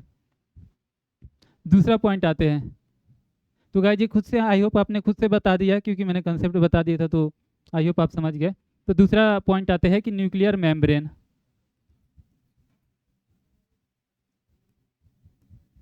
न्यूक्लियर मेम्ब्रेन किस में प्रेजेंट है, किस में एब्सेंट है, ये बताना है आपको। जो एडवांस है उसमें प्रेजेंट है, जो ट्रू न्यूक्लियस है, जो यूकैरियोट उसमें प्रेजेंट है, जो जो इल डेवलप है, फॉल्स न्यूक्लियस उसमें एब्सेंट है। तो ये भी आपने बता दिया। तीसरा पॉइंट क्या हो गया? न्यूक्लियोलस, न्यूक्लियोलस किस में प्रेजेंट है और किस में एब्सेंट है? तो गाइज आप खुद बताइए, जो एडवांस है उसमें प्रेजेंट है, जो इल डेवलप है, जो प्रिमिटिव है, पुराना है, उसमें एब्सेंट है। चौथा पॉइंट, पैकेजिंग। ये वर्ड पैकेजिंग मैंने बोला ना, पैकेजिंग बार बार आएगा जब भी न्यूक्लियस का बात होगा। तो किसमें अच्छा पैकेजिंग है, किसमें टाइट, बहुत टाइट पैकेजिंग है, किसमें लूज, ढीला ढाला छोड़ दिया है? तो खुद बता दीजिए, अच्छा पैक किसमें होगा? जो एडवांस है, ट्रू यूकैरियोट में। और ढीला ढाला किसमें पैक होगा? जो पुराने टाइप का है, प्रिमिटिव है, प्रोकैरियोट में। तो इसमें न्यूक्लियस इतना ढीला पैक है ना, आप खुद देखिए। इसमें तो मैं अगर असल में दिखा पाता ना, इतना डेंस पैक होता है ना, आपको चीज़ें दिखेंगी नहीं। इसमें एकदम लूज पैक है, आपको न्यूक्लियस ये दिख रहा है, क्रोमोसोम कहाँ कहाँ जा रहा है। ये क्रोमोसोम का आप शेप भी बता सकते हैं, क्या बताएंगे? सर्कुलर। यहाँ पे तो आप शेप भी बता सकते हैं यहाँ पे, क्योंकि चीज़ें दिख रही है। सर्कुलर। यहाँ यहाँ पे आप शेप भी नहीं बता सकते, खूब अच्छा से पैक है। तो क्रोमोसोम का शेप कैसा है? सर्कुलर। ये क्वेश्चन अभी आगे आएगा, तो वहाँ पे गाइस आप खुद बताइएगा। पॉइंट यहीं पे नोट कर लीजिए, क्वेश्चन आने वाला है, तो वहाँ पे आप खुद से आंसर दे दीजिएगा, आपको कॉन्फिडेंस फील होगा। तो आगे बढ़ते हैं। तो अब अभी और भी डिफरेंस था, ये तो बस न्यूक्लियस का डिफरेंस है, और भी डिफरेंस था। गाइज आप सीरीज में अच्छा से सजा लीजिएगा। यहाँ पे मैं प्रॉपर लेक्चर नहीं दे रहा कि मैं इसे सजा के नोट्स जैसा बना दूँ, यहाँ पे आप खुद से सजा लीजिएगा। इसमें देखिए, प्रोकैरियोट यूकैरियोट में आप क्या और क्या बनाएंगे? सारे ऑर्गेनल, जितने भी ऑर्गेनल्स है आप बना दीजिए, जितना आपको याद आ रहा है वो सब बना दीजिए। माइटोकॉन्ड्रिया है, ये एंडोप्लाज्मिक रेटिकुलम है, लाइसोसोम है, गोल्जी बॉडी, जितने भी ऑर्गेनल आपको याद आ रहा है वो सारे इसमें बना सकते हैं। लेकिन प्रोकैरियोट में एक भी ऑर्गेनल भूल के भी मत बनाएगा। प्रोकैरियोट में एक भी ऑर्गेनल नहीं होता है, क्योंकि ये पुराने टाइप का है, मैंने बताया ना, इसमें फंक्शंस कम होंगे, इसमें फीचर्स कम होंगे। ये ये पुराने टाइप का, तो इसमें नो ऑर्गेनल, नो ऑर्गेनल्स, यानी एक भी ऑर्गेनल्स आपको नहीं बनाना है। बस एक चीज प्रेजेंट होगा जो कि बार बार पूछता है, वो क्या है? राइबोसोम्स। राइबोसोम क्यों प्रेजेंट होंगे? अब गाइस दिमाग लगा, उसी टाइम से मैं राइबोसोम के बारे में बता रहा है, ये क्या करता है।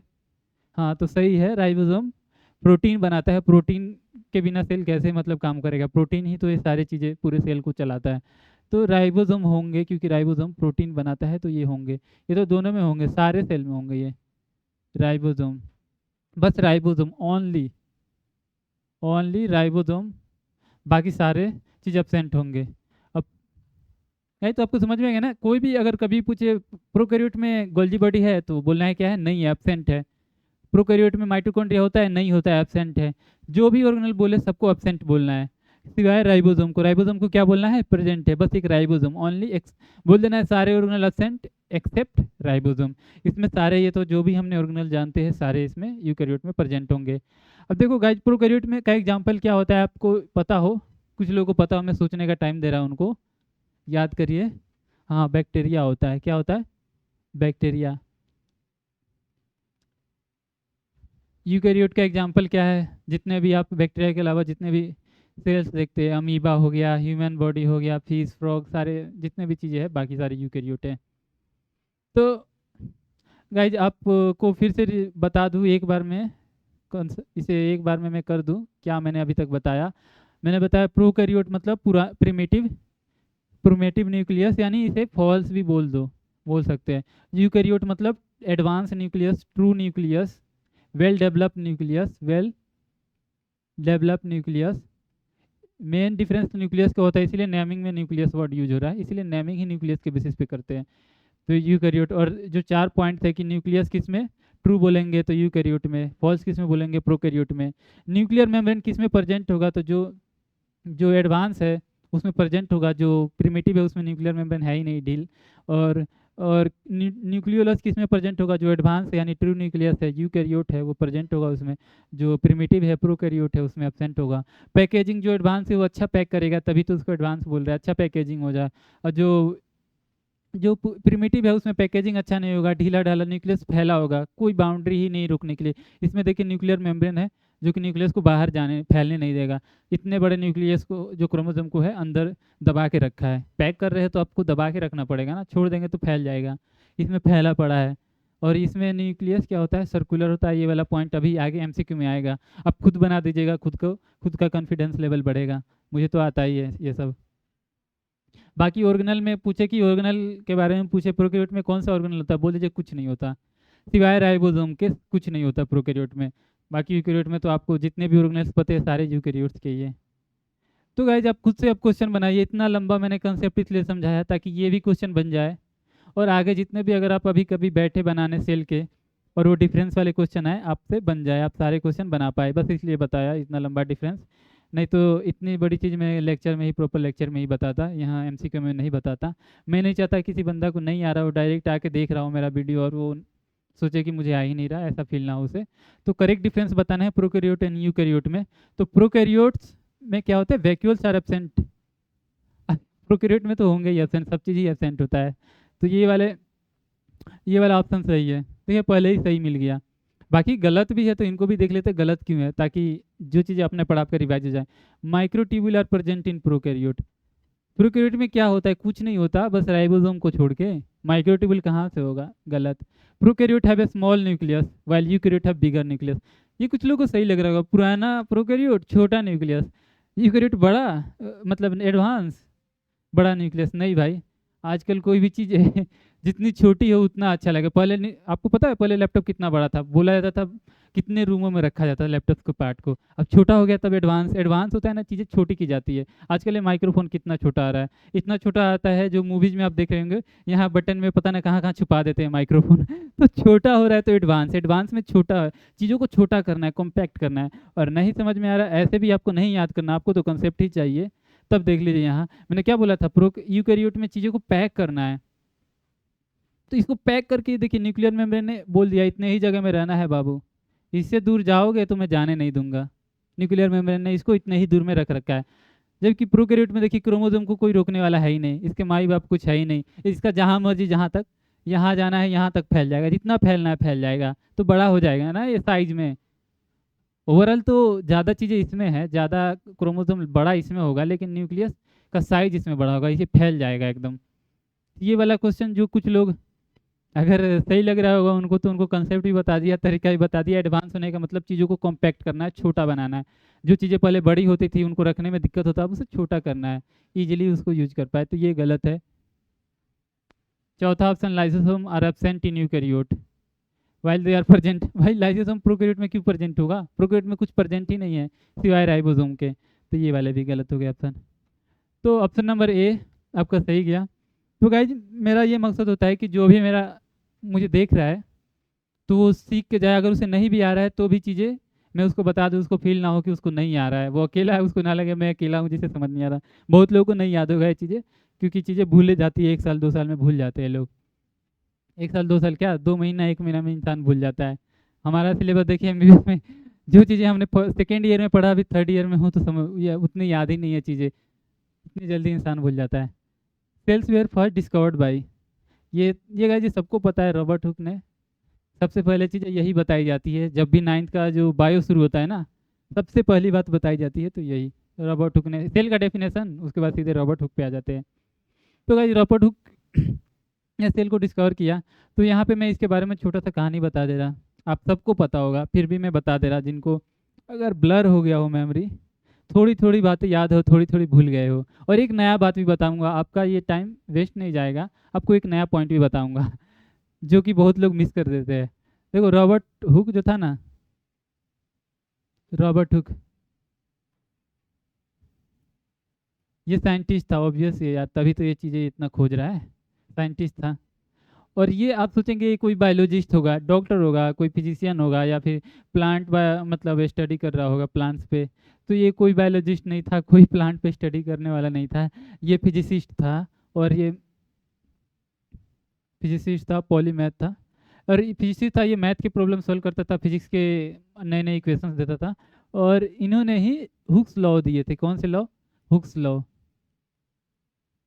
जो कि मैंने 11th में लॉ इलास्टिसिटी में यूज होता है ये चीज़ें। इस पे आप बहुत सारे क्वेश्चन इस लॉ से बनाएंगे, बहुत सारे क्वेश्चन सॉल्व होते हैं इस लॉ से। तो बहुत लोगों को नहीं पता होगा कि ये फिजिक्स का मास्टर है, ये बायोलॉजी से इसका रिश्ता नाता नहीं है, इसीलिए इसने अजीब से नाम दिया है सेल को। सेल का जो नाम देखेंगे ना, इतना लेमैन नाम है ना, मतलब सेल है जो लिविंग लिविंग इंफ्रास्ट्रक्चर है, लिविंग बॉडी का इंफ्रास्ट्रक्चर, पूरी जितने भी लिविंग चीज़ें उनको बनाता है, उसका इतना लेम एंड लैम कोई दे तो अच्छा नहीं। आपको भी जब नाम का मतलब समझ में आएगा ना, आपको भी अच्छा नहीं लगेगा ये किसने नाम रख दिया। तो बंदा ये बायोलॉजिस्ट था, फिजिसिस्ट था बायोलॉजी, तो इसको उतना बायोलॉजी से लेना देना नहीं था। इसने सबसे पहले फिजिसिस्ट था, साइंटिस्ट था, तो इसने क्या बनाया? माइक्रोस्कोप बनाया। क्या बनाया? माइक्रोस्कोप। ये कहानी कब की चल रही है? 1665 की, बहुत पुरानी कहानी है। माइक्रोस्कोप बनाया, इसमें उसको जब बनाया तो एक अचीवमेंट हुआ, तो उसको खुशी के मारे कुछ भी ला के देख रहा है, चलो जूम करके देखते हैं, मैग्नीफाई करके देखते हैं चीज़ों को। तो वैसे ही ला के उसने कॉर्क देखा। कॉर्क क्या होता है ना, पेड़ का जो छिलका होता है ना, जो मर रहा होता है, मोटा पेड़, जैसे पीपल हो गया, आम हो गया, जो मोटा पेड़ है, पतला पेड़ मत ले लीजिएगा, उसमें छिलका ही नहीं आता है मरा हुआ। तो मोटा पेड़, उसमें जो छिलका होता है, जो मर रहा होता है, झड़ रहा होता है, उसी के नीचे होता है कॉर्क। कॉर्क को लाया, इसने देखा, और देखा तो उसके मधुमक्खी के छत्ता की तरह, ऐसे मतलब रूम्स रूम्स जैसे मधुमक्खी की छत्ता में बहुत सारे रूम होते हैं, अलग अलग मधुमक्खी उसमें रहती है, ऐसे बहुत सारे रूम्स दिखे, मधुमक्खी की छत्ता जैसे दिखे। ये हनी भी इसलिए बोल रहा है क्योंकि इसने ये वर्ड यूज किया था अपने बुक में, अपने बुक में, तो इसलिए हनी बी वर्ड इसने यूज किया था। इसको लग रहा था ये हनी बी है, देखने में सच में ऐसे ही लग रहा था। तो ये ऐसे होता है, इसको इसने बोल दिया रूम है ना, चैम्बर है, इसे सेलुला बोल दिया। क्या बोल दिया? सेलुला। इसे आज हम सेलुला को ही सेल, कॉमन वर्ड। तो देखिए सेल इतना बेसिक स्ट्रक्चर बना रहा है, सारे लिविंग चीज़ों को ये बना रहा है, और इसको बस एक चैम्बर बोल दो कैसा लगेगा? इसका कुछ प्रॉपर नाम होना चाहिए था, अच्छा, जो कि लाइफ से जुड़ा हो, लाइफ पावर कुछ भी बोल देते लाइफ से रिलेटेड, सेल बोल दिया, चैम्बर बोल दिया बस। तो ये कहानी मतलब अच्छा है। आपको एक चीज़ मैंने नया पॉइंट बताया जो आप लोगों को, बहुत लोगों को नहीं पता होगा, कि ये फिजिसिस्ट था, इसने हुक्स लॉ दिए थे। जब आप 11th में पढ़ेंगे तो आप याद कीजिएगा, ये हुक्स लॉ वही वाला रोबोट है जो बायोलॉजी में हम पढ़ते थे, ठीक है। यार ये सारी चीज़ें रिलेटेड होती है, एक साइंटिस्ट होता है, वो एक चीज़ नहीं, बहुत सारे फील्ड में काम करता है रेंडमली। क्वेश्चन नंबर 11 देखते हैं। Single circular chromosome is found is, देखो सिंगल वर्ड तो मैं नहीं यहाँ हाईलाइट करूँगा, आपको बस ये पूछूंगा क्योंकि ये मैंने बताया है। सर्कुलर क्रोमोसोम किस में होता है? तो बहुत लोगों को याद आ गया होगा, प्रोकैरियोट। नहीं भी आया तो दिखाऊंगा मैं, मेरा तो काम ही है ये। प्रोकैरियोट में सर्कुलर क्रोमोसोम है, इनमें तो क्रोमोसोम का शेप ही नहीं बता सकते यूकैरियोट में। ये सारे क्या है? यूकैरियोट है, human, amoeba, plant cell, bacteria, क्या है? प्रोकैरियोट, ये तो बताया ही था। तो क्वेश्चन इजी है अगर आपको कॉन्सेप्ट आ गया तो, और नहीं आ रहा है तो क्वेश्चन आपके लिए पहाड़ है आसमान जितना, मतलब आपके लिए एकदम अनजाना है। तो यहाँ पे मैं दिखाने के लिए, आपका विजुअल मेमोरी क्रिएट करने के लिए, ये एनसीईआरटी का है, मैंने उठा लिया है। जब आप 11th के एनसीईआरटी में जब आप डाइवर्सिटी में खोलेंगे, जब ये बैक्टीरिया आपको दिखेगा डाइवर्सिटी में, और जहाँ पे सेल पड़ा है ना वहाँ पे भी दिखेगा। तो ये एकदम यही डायग्राम दिखेगा, सर्कुलर डीएनए लिखा होगा वहाँ। तो आप याद कीजिएगा, ये बताया गया है, ये कहीं ना तो कहीं देखा देखा लग रहा है। आगे आते हैं, the solution use to stain cell is are. तो मतलब सेल को स्टेन करने के लिए, स्टेन मतलब समझ रहे, कलर करने के लिए कौन सा सोल्यूशन यूज होता है? कलर करने के लिए हम सेल को जब भी देखते हैं ना माइक्रोस्कोप में, तो हम डाई यूज करते हैं, जिसे हम स्टेनिंग प्रोसेस बोलते हैं, डाई। बहुत सारे डाई होते हैं, अलग अलग चीज़ को स्टेन करने के लिए डाई यूज करते हैं। अगर आप स्टेन नहीं यूज करेंगे ना तो आपको सब सब चीज़ प्लेन दिखाई देगा, कलरलेस। न्यूक्लियस कुछ नहीं आपको समझ में आएगा, बिना स्टेन करके आप देखेंगे ना, बिना स्टेन किए हुए चीज़ देखेंगे, आपको कुछ नहीं समझ आएगा कौन चीज़ कहाँ है।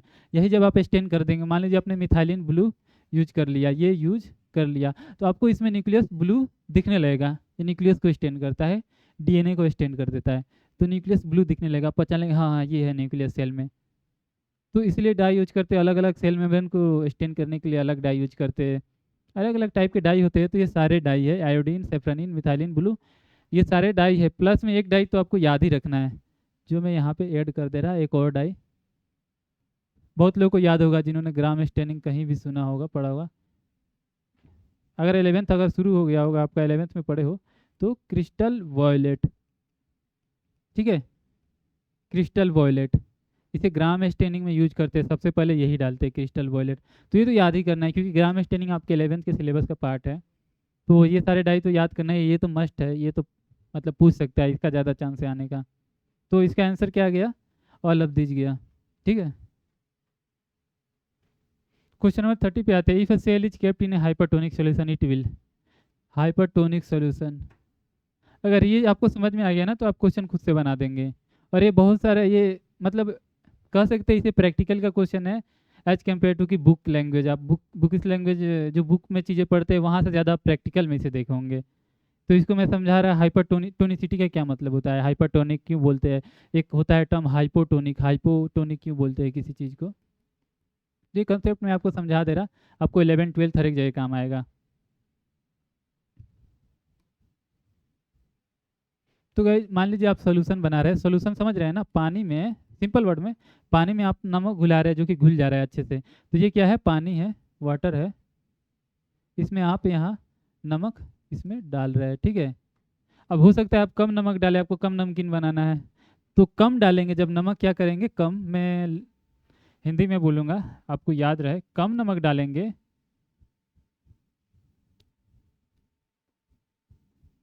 तो क्या होगा, कम नमक डालेंगे तो कम नमकीन होगा, तो क्या बोलेंगे इसे, हाइपोटोनिक। हाइपो मतलब होता है कम, हाइपोटोनिक यानी कम नमकीन है। यहाँ टोनिक का मतलब समझिए कितना नमकीन है, ऐसे लेमन लैंग्वेज में कितना नमकीन है, हाइपोटोनिक कम नमकीन है। अगर ज़्यादा नमक डालेंगे, ज़्यादा सॉल्ट डालेंगे, तो क्या हो जाएगा, हाइपरटोनिक। तो गाइज ये कंसेप्ट आप हमेशा याद रखिएगा, हाइपोटोनिक का क्या मतलब हुआ, हाइपरटोनिक का क्या मतलब हुआ। किसी भी फील्ड में जाए काम आएगा, हाइपोटोनिक, हाइपोटोनिक 11th 12th में तो आएगा ही। हम लोगों को भी अभी तक काम आता है, हाइपोटोनिक सोल्यूशन, हाइपोटोनिक सोल्यूशन। तो कम नमक डालेंगे यानी कम नमकीन होगा तो हाइपोटोनिक, ज़्यादा नमक डालेंगे ज़्यादा नमकीन हो जाएगा तो उसे हाइपरटोनिक बोलेंगे। तो गाइज आपने देखा होगा, आपने कभी चना फुलाया हो, खाते तो होंगे, घर में अम्मी फुलाती होगी, मम्मी फुलाती होगी, चना को पानी में डाल देती होगी। तो वो पानी क्या होता है, हाइपर होगा कि हाइपो, ज़्यादा नमकीन होता है कि कम नमकीन, मतलब उसमें तो नमक डाला ही नहीं, एकदम फीका होता है, तो क्या होता है, वो हाइपोटोनिक होता है। तो ये वाला एग्जाम्पल मैंने इधर एक यहाँ पे बना दिया कि आपने ये चना नहीं है, ये मटर है, जो भी है कुछ भी डालो फुलाना, तो ये भी फुला सकते हैं। तो पानी में डाला तो ये पानी क्या था, हाइपोटोनिक था। तो ये जो पी है, ये फूल गया कि पिचक गया, यानी स्वेल कर गया या श्रिंक करा, तो ये स्वेल कर गया, स्वेलिंग हो गई इसकी, ठीक है। और इसकी उल्टा कर दो आप, अगर हाइपरटोनिक में डालते, जस्ट यहीं पे मैं समझा दे रहा, अलग में बनाना नहीं चाह रहा, चलो बना दे रहा यहाँ आपके लिए, कंफ्यूज ना हो। यहाँ पे आपने खूब नमक डाल दिया, वाटर था, पानी था, अब इसने आपने बहुत सारे इतना नमक उठा के डाल दिया, सॉल्ट। अब इसमें आपने क्या किया ना, फूला फूला अंगूर, एकदम फूला है, अंगूर तो फूला ही होता है, इसको डाल दिया। तो ये अंगूर को इसमें डाल दिया और सुबह जगह आपने सोचा और बड़ा फूल जाएगा, क्या सोचेंगे, और बड़ा हो जाएगा तब मैं खाऊंगा, ज़्यादा हो जाएगा। तो आप सुबह उठेंगे आपको पिचका हुआ मिलेगा, श्रिंक। क्योंकि ये हाइपरटोनिक है, उल्टा हो जाएगा। यहाँ पे तो हाइपोटोनिक था तो फुला देगा, ये हाइपरटोनिक है तो ये पिचका देगा, ठीक है, तो पिचक जाएगा। तो यही क्वेश्चन है, यही सिंपल सा क्वेश्चन है। आपको बताना है कि हाइपरटोनिक सॉल्यूशन में अगर आप कुछ डालेंगे तो स्वेल अप कर जाएगा कि श्रिंक कर जाएगा, तो श्रिंक कर जाएगा, ठीक है। और इसका प्रॉपर एक थ्योरी होता है जो कि 11th में आप पढ़ेंगे, जिसे मूवमेंट ऑफ वाटर कहाँ से कहाँ होता है। तो ये चीज़ें आप 11th में पढ़ेंगे, तो ये चीज़ें वहाँ पे आपको और अच्छे से समझ में आएंगी, इसका कंसेप्ट क्या होता है। यहाँ मेरा समझाना यूजलेस होगा आपके लिए, ठीक है। मतलब इसका कंसेप्ट क्यों होता है, ऐसा क्यों होता है, ये साइंस के आप स्टूडेंट हैं, आपको जानना जरूरी है ना।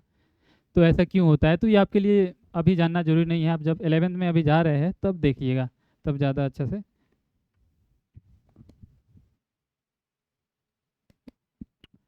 बैटरी देख रहा था गाइज, बैटरी कभी कभी चला जा रहा है फिर मेरा रिकॉर्ड करना सारा बेकार हो जाएगा। क्वेश्चन नंबर 14 में आते हैं, which of the following can not multiply outside the living. जो लिविंग के बाहर कौन मल्टीप्लाई नहीं कर सकता। तो गाइज कहना ये चाह रहा है कि जैसे अभी के टाइम पे आपने कोविड-19 ये सुन रहा होगा, वायरस सुन रहा होगा, तो यहाँ से मैं अच्छा से समझा दूंगा ताकि आप समझ जाए, वायरस के और भी फीचर समझ जाए। यहाँ पे आंसर तो वायरस जाएगा, तो जिन्होंने पढ़ा होगा, जिन्होंने कहीं से समझा होगा या हमसे पढ़ेंगे तो वो ईजिली बना पाएंगे।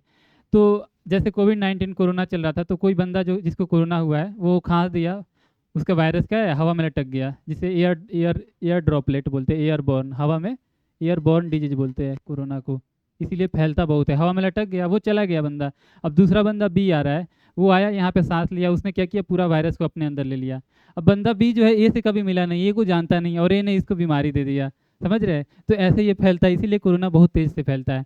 तो वायरस जब ये बाहर था ना ड्रॉपलेट में, तो मरा हुआ था, तो मरा हुआ था, जैसे ही उस बंदे ने बी ने उसने इनहेल किया, उसके फेफड़े के सेल में गया ना, तो वो वायरस एक्टिव हो गया। जैसे उसके फेफड़े का सेल लंग का सेल है, तो ये वायरस है। ये ऐसे क्यों बना रहा वायरस, ये जब वायरस चैप्टर जहाँ पे वायरस के बारे में बताऊंगा, अच्छे से बताऊंगा ये ऐसे क्या होता है, क्यों बनाते हैं, ये पैर जैसा क्यों बना रहा है, इसे क्या बोलते हैं। तो ये वायरस इसमें इंटर किया, अभी तो ये मरा हुआ था। जैसे कि प्रोटीन प्रोटीन पाउडर रखते हैं ना, एकदम प्रोटीन पाउडर लिविंग थोड़ी, ऐसे ही एकदम प्रोटीन की तरह, प्रोटीन ही है वायरस, प्रोटीन प्लस डीएनए। तो प्रोटीन पाउडर की तरह सूखा हुआ मरा हुआ है। जैसे ही सेल के अंदर गया ना, तो ये जिंदा होकर अपना नंबर मल्टीप्लाई करेगा। मान लीजिए उस बंदे ने 10 वायरस को अंदर लिया ना, कुछ 1-2 घंटे में ही वो हजारों में मल्टीप्लाई कर जाएगा। बाहर तो 10 का 10 ही था, मल्टीप्लाई नहीं कर रहा था, वो 10 का 10 ही था, पड़ा हुआ था एकदम मरा हुआ।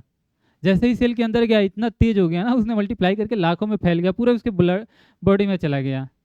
तो ऐसे वायरस होते हैं। तो वायरस क्या होते हैं, नॉन लिविंग होते हैं। अगर बॉडी के बाहर है, ये बॉडी के बाहर, आउटसाइड, आउटसाइड क्या है, नॉन लिविंग है, आउटसाइड मरे हुए हैं, मल्टीप्लाई नहीं करते हैं।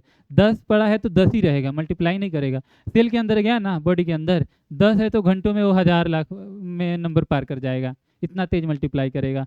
तो आउटसाइड क्या है, ये डेड है। वायरस क्या होता है, आउटसाइड डेड होता है, लेकिन बॉडी के अंदर जाता है तो मल्टीप्लाई करता है। सेल के अंदर चला गया तो मल्टीप्लाई करेगा।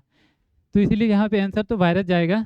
और यहाँ पे एक और बात बता दूँ, एक और आपका एमसीक्यू, बहुत अच्छा एमसीक्यू बनता है।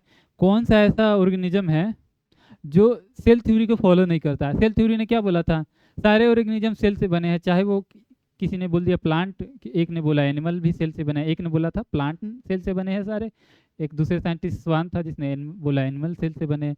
लेकिन ये वायरस जो है सेल से नहीं बना है, आपको दिख रहा है ना, खाली प्रोटीन और डीएनए है यहाँ पे, इसका डीएनए या आरएनए होगा, ये सेल से नहीं बना है, मरा हुआ है सेल के बाहर, तो ये सेल थ्योरी को फॉलो नहीं करता है।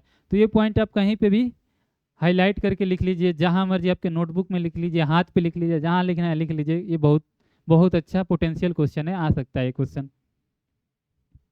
तो आज मैंने एक क्वेश्चन को सॉल्व करके आपको सारा कंसेप्ट बताया, कुछ नई बातें जो कि आप साइंस के स्टूडेंट हैं तो आपको जानना जरूरी है, आपको हर एक चीज़ को रिलेट करना है, साइंटिफिक तरीके से सोचना है। तो मैंने आपको समझाया जितना हद तक समझा सकता है, क्योंकि मैं अपने लेवल पे आके आपको नहीं समझा सकता, नहीं तो आपको सब चीज़ें कंप्यूटर लैंग्वेज लगेंगी, आपको कोडिंग लगेगी, कोई चीज़ समझ नहीं आएगा। क्योंकि आप अभी बहुत टाइम है आपको इस लेवल पे आने में, ये इतनी चीज़ें पढ़ेंगे, 11th-12th करेंगे, फिर नीट देंगे, MBS first year, second year, third year, तब तक बहुत चीज़ें पढ़ना है अभी आपको। तो मैंने आपके लेवल पे लेमैन लैंग्वेज में समझाया है। आगे बढ़ते हैं। Which one of the following is called suicidal bag of cell. भाई सबका सबको मुझे पता है सब स्माइल कर रहे होंगे, सबको ये आंसर पता है, ज़्यादातर लोगों को। या तो थोड़ा बहुत भूल गए होंगे तो कोई दिक्कत नहीं। लाइसोसोम इसका आंसर जाता है, सबको पता है। लाइसोसोम को सुसाइडल बैग ऑफ सेल बोलते हैं। देखो लाइसोसोम क्या होता है ना, ये सेल है, न्यूक्लियस है, और भी ऑर्गेनल होंगे। मेरा जितना मन किया मैंने बना दिया, आपका भी जितना मन करे बना लीजिए। ये लाइसोसोम, लाइसोसोम के बारे में मैंने बहुत कुछ बता दिया। इसको कोई भी चीज़ दो, कहेगा ला दो, मैं डाइजेस्ट कर दे रहा। जिसको भी कोई चीज़ तोड़ना है, कचरा आ गया, कुछ भी आ गया, मान लो माइटोकॉन्ड्रिया ने कुछ कचरा बन गया इसमें, कहेगा ले भाई तोड़ दे, तू ही तोड़ देगा, कहेगा तोड़ के बाहर फेंक दे, मुझे नहीं चाहिए ये चीज़। तो सारा चीज़ तोड़ने का काम ये करता है। क्यों करता है? क्योंकि आपको मैंने बता दिया, खुद बताइए। इसमें हाइड्रोलाइटिक एंजाइम्स होते हैं, हाइड्रोलाइटिक एंजाइम्स। इसके बारे में और बताऊंगा हाइड्रोलाइटिक एंजाइम के बारे में, क्योंकि एक और क्वेश्चन आने वाला है, तो मैं चाह रहा मैं वहाँ बताऊँ, ताकि पहले आप क्वेश्चन सॉल्व कर ले, फिर आप कंसेप्ट जान ले। तो हाइड्रोलाइटिक एंजाइम होता है, तोड़ देता है। कहा जाता है ना, आप अगर गुंडा पाल रहे हैं ना, तो आपको एक दिन वो आपको ही मार देगा, यही चीज़ है। आप ऐसे चीज़ों को पाल रहे हैं ना, सेल पाल रहा है तो सेल को ही मार देगा एक दिन।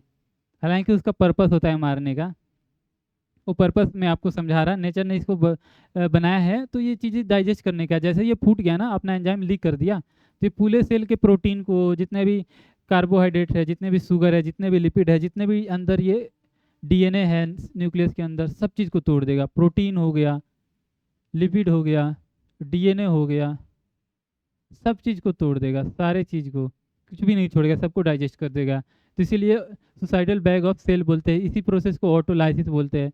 अगर आपको याद रखना है, वर्ड याद रख लीजिए। ऑटो मतलब होता है सेल्फ, ऑटोमेटिक, सेल्फ। लाइसिस मतलब तोड़ना, खुद को मार देना, खुद को तोड़ देना, ऑटोलाइसिस बोलते हैं। अब ये चीज़ें क्या काम आती है? नेचर ने ऐसा क्यों बनाया है, इतना बेकार सा चीज़ कि खुद को ये मार दे रहा है? ऐसे नहीं है, नेचर ने सब सोच समझ के बनाया है, ऊपर वाले ने सोच समझ के बनाया है। इसका काम होता है, जैसे कि ये एम्ब्रियोजेनेसिस में भी आप पढ़ेंगे, जब एम्ब्रियोजेनेसिस पढ़ेंगे एमबीबीएस फर्स्ट ईयर में, और भी जगह पढ़ेंगे तो। जैसे कि ये मेढक है, ये क्या है? ये सबको पता है, फ्रॉग है। ये क्या है? ये कोई बताएगा? कुछ बंदों को याद होगा, ये लार्वा है फ्रॉग का। क्या है? फ्रॉग का लार्वा। इसका नाम कुछ होता है, याद है? चलो नहीं याद है तो भी दिक्कत नहीं, मैं इसीलिए तो हूँ बताने के लिए। टैडपोल, टैडपोल होता है नाम। ये तो नीट का एक अच्छा क्वेश्चन है, नीट में आता रहता है। मतलब सिंपल आसान सा क्वेश्चन जो आ जाता है, नीट में आ सकता है, और आपके एमयू 11 में तो आएगा ही, मतलब बहुत चांस होता है इसका आने का। तो इसमें देख रहे हैं कुछ है, ये टेल, इसमें कहाँ गया टेल? टेल तो इसमें प्रेजेंट था, ये क्या क्या हो गया टेल का? कोई काट ले गया क्या? नहीं, इसका जो टेल है ना, उसमें बहुत सारे सेल्स हैं, उनको ऑर्डर मिला रहता है उनको। वो बहुत हाई लेवल का थिंकिंग है, उसको ऑर्डर मिला रहता है कि कुछ टाइम बाद वो खुद से ऑटो लाइसिस कर जाए, यानी खुद को डाइजेस्ट करता है। उसका लाइसिस खुद फूट जाता है और पूरे सेल को डाइजेस्ट कर देता है। देखिए इतना, जितने भी सेल है, एक एक सेल मर जाएंगे और टेल हो जाएगा, गायब, लगेगा वैनिस, जादू से गायब हो गया। तो ये बस इसका टेल ऐसे गायब होता है। कौन से प्रोसेस? ऑटोलाइसिस से, यानी खुद को मार लेना, सुसाइड। राइटिंग बहुत गंदा है, मैं फिर से अच्छा से लिख दे रहा। ऑटो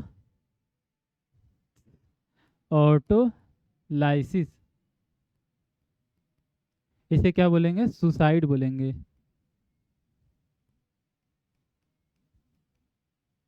सुसाइड करना, खुद को मार लेना, खुद को तोड़ लेना, ऑटोलाइसिस।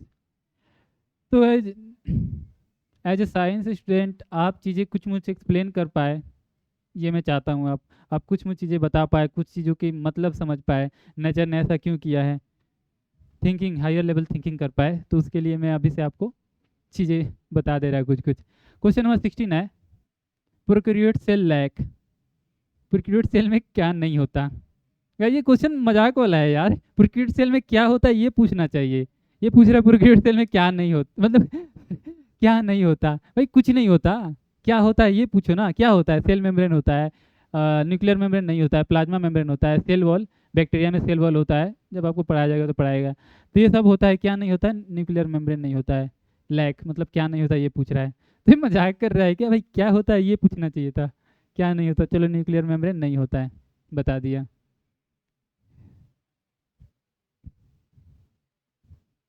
क्वेश्चन नंबर 17 देखते हैं, which of the following organelle is present in plant cell only? कौन केवल प्लांट में प्रेजेंट होता है? कौन सा ऑर्गेनल है जो केवल प्लांट में होता है? माइटोकॉन्ड्रिया, चलो एलिमिनेट करते हैं, हमें नहीं पता है, मान लो एलिमिनेट करते हैं। माइटोकॉन्ड्रिया खाली प्लांट में होता है, एनिमल में नहीं होता है, एनिमल को एटीपी नहीं चाहिए। भाई ये दोनों में होगा, किस में होगा? प्लांट, चलिए मैं प्लांट, यहाँ पे एनिमल लिख रहा, खाली प्लांट में थोड़ी होगा, एनिमल को भी तो चाहिए एटीपी, दोनों में होगा। प्लास्टिड, प्लास्टिड अभी याद है तीनों प्लास्टिड के नाम? Chloroplast, chromoplast, leucoplast. उन तीनों का फंक्शन में आपको क्या समझ में आया? मैंने हमेशा प्लांट ही वर्ड बोला कि क्रोमोप्लास्ट फोटोसिंथेसिस करता है प्लांट में, पत्ते में होता है। क्लोरो हो गया वो, क्रोमोप्लास्ट कलर देता है, फूल को कलर देता है, फ्लावर को, फ्रूट को कलर देता है। ल्यूकोप्लास्ट स्टार्च स्टोरेज करता है, ये सब स्टोरेज का काम करता है। कभी एनिमल में बताया? ये नहीं बताया, यही जाएगा आंसर। ये केवल प्लांट में तो होता है, एनिमल में नहीं होता। बाकी सारी चीज़ें दोनों प्लांट में होती है, वैक्यूल्स, एंडोप्लाज्मिक रेटिकुलम दोनों प्लांट में होती है। भाई एक चीज़ में यहाँ आई थिंक मुझे बता देना चाहिए था, चलो अब बता दे रहा। ये प्लास्टिड के ही बारे में एक पॉइंट, जो ल्यूकोप्लास्ट होता है ना, इस स्टोरेज का काम करता है। तो मैं थोड़ा आपको प्रैक्टिकली बता दूं कहाँ कहाँ होता है। जैसे आपको बताएंगे, आपको कोई बोलता है प्रोटीन खाओ, मसल बना रहे हो तो नेचुरल प्रोटीन प्रोटीन खाओ, तो आपको क्या बोलता है खाने को? आलू बोलता है क्या? नहीं, वो बोलता है चने बोलते हैं खाने को, दाल बोलते हैं खाने को। क्यों? क्योंकि उसमें प्लांट ने प्रोटीन स्टोर कर रखा है। तो कहाँ स्टोर होता है? सेल के मतलब सेल में ही किया होगा, तो पूरा सेल में तो फैला के तो पूरा सेल में कहीं फेंक तो नहीं दिया होगा, ल्यूकोप्लास्ट में स्टोर किया होगा प्रोटीन। अच्छा, कोई बोलता है कार्ब ज़्यादा, कार्ब कम लो, तो क्या बोलता है कम खाने को? बोलता है आलू कम खाओ, क्योंकि आलू में कार्बोहाइड्रेट स्टार्च होता है ज़्यादा। तो आप प्रैक्टिकली रिलेट कर पा रहे हैं कि ल्यूकोप्लास्ट का कहाँ फंक्शन होता है, सिग्निफिकेंस क्या है, क्या मतलब इस दुनिया नेचर में इसका क्या इंपॉर्टेंस है, आप समझ पा रहे हैं ना? एज ए साइंस स्टूडेंट आप चीज़ों को रिलेट कीजिए, और मैं यही चाहता हूँ आप चीज़ों को रिलेट कीजिए, समझिए, आप लोगों को बताइए ताकि लगे हाँ आप एक पढ़े लिखे साइंस के स्टूडेंट हैं। तो ये हो गया क्वेश्चन, आसान था, जिन्होंने एक बार मतलब रट लिया या समझ लिया वो बना देंगे। ये देखते हैं, distribute plant and animal cell, लगभग थोड़ा थोड़ा सेम ही टाइप का क्वेश्चन है। पिछला वाला भी यही तो था, प्लांट में क्या होता है, एनिमल में क्या नहीं होता। टिक द रॉन्ग ऑप्शन, ये भी पढ़ लीजिए, नहीं तो लेने के देने पड़ जाएंगे। पता चला सही तो पता था आंसर, लेकिन ये नहीं पढ़े कि गलत आंसर हमें निकालना है, सही नहीं गलत क्या बोला है ये बताना है। Glycogen in animal, starch in plant, चलो एलिमिनेट करते। ग्लाइकोजन इन एनिमल याद नहीं है, छोड़ो। स्टार्च इन प्लांट समझ नहीं आ रहा, छोड़ो, अभी देखेंगे। प्लास्टिड इन प्लांट, ये तो सही है ना, अभी बताया प्लास्टिड केवल प्लांट में ही होता है। प्लास्टिड इन एनिमल, एनिमल में प्लास्टिड कब से हो गया भाई? आप अभी वीडियो में देखे हो, मेरे पास से देखो, कभी नहीं बोलोगे प्लास्टिड एनिमल में होता ही नहीं है, खाली प्लांट में होता है। तो ये गलत ऑप्शन मैंने ट्रिक लगा दिया नहीं मेरा मतलब रॉन्ग ऑप्शन, रॉन्ग चीज़ें टिक लगा दी, ऑप्शन तो सही है, राइट ऑप्शन तो डी ही है, रॉन्ग स्टेटमेंट मैंने टिक लगा दिया। अब ये दोनों क्या होता है? ये दोनों राइट होंगे, इसका मतलब कैसे? मैंने क्या बताया था, प्लांट को आलू में क्या स्टोर करता है? स्टार्च स्टोर करता है। तो प्लांट जो है ना, और यहाँ पे मैं एनिमल, दोनों के मैं बता रहा कौन चीज़ें क्या स्टोर करते हैं। पहली बात, स्टोर क्यों करते हैं? प्लांट क्यों स्टोर करता है स्टार्च आलू में? ताकि आप तोड़ो खा लो, बस, आपके लिए स्टोर करता है। अच्छा, प्लांट जैसे फ्रूट हो गया, फ्रूट में क्यों स्टोर करता है चीज़ें, या और भी जगह, उन सब का मतलब कोई ना तो कोई मकसद होता है। नेचर में हर एक चीज़ का मीनिंग निकालना सीखिए, एज ए साइंस स्टूडेंट आप मीनिंग निकालिए। वो जैसे कि मान लीजिए एनिमल में अपने हम अपने में देखते हैं कि हम अच्छे हर एक, आज मैंने खाना खाया, कल सुबह तक क्या होगा, भूख लग जाएगा। मान लो मैं सुबह उठते ही भाग गया, बिना नाश्ता किए मैं चला गया अपने कॉलेज, क्योंकि मुझे अटेंडेंस कितना करना है, 75% तो मुझे अटेंडेंस करना है। क्या हो रहा है? 75% तो अटेंडेंस करना है। मैं नाश्ता बिना किए भाग गया, तो क्या मेरा बॉडी के पास मतलब कहाँ से लेगा? ग्लूकोज तो चाहिए ही उसको काम करने के लिए, तो ग्लूकोज तो चाहिए, तो बॉडी ने स्टोर कर रखा है। मतलब आपने खाना खाया, डाइजेस्ट हुआ चीज़ें, ग्लूकोज ब्लड में चला गया, ब्लड में चला गया, तो ये नहीं कि एक बार में ही खत्म कर दो जितना आया, नहीं, उसे स्टोर कर लेता है। तो उसे जो एनिमल स्टोर करता है ना, तो ग्लाइकोजन के फॉर्म में। दोस्त, मैंने अभी जो बात बताई वो सही है, मतलब बिना खाना खाए बिना नाश्ते किए भागना पड़ता है। और मैं ही नहीं, बहुत लोग हमारे बैच के ज़्यादातर लोग बिना नाश्ता किए बहुत लोग भागते हैं, अटेंडेंस जरूरी होता है। तो गाइस इतना आसान नहीं है, आप सोच रहे होंगे मैं एमबीबीएस में आ गया डॉक्टर बन गया, मज़े ही मज़े, भाई कुछ मज़े नहीं है। अभी मैं शाम को क्लास करके आया हूँ, सुबह 8 से शाम को 4 तक, फिर थोड़ा पढ़ा हूँ और फिर यहाँ आया हूँ लाइब्रेरी में पढ़ के, फिर यहाँ।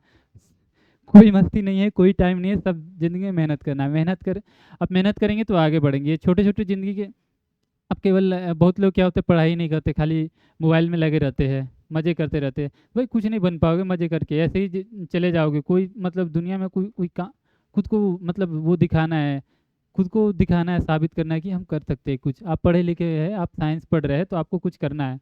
तो ग्लाइकोजन एनिमल में स्टोर होता है, और स्टार्च जो है ये तो आपको बता ही दिया था, पोटैटो में जो स्टार्च होता है प्लांट में स्टोर होता है।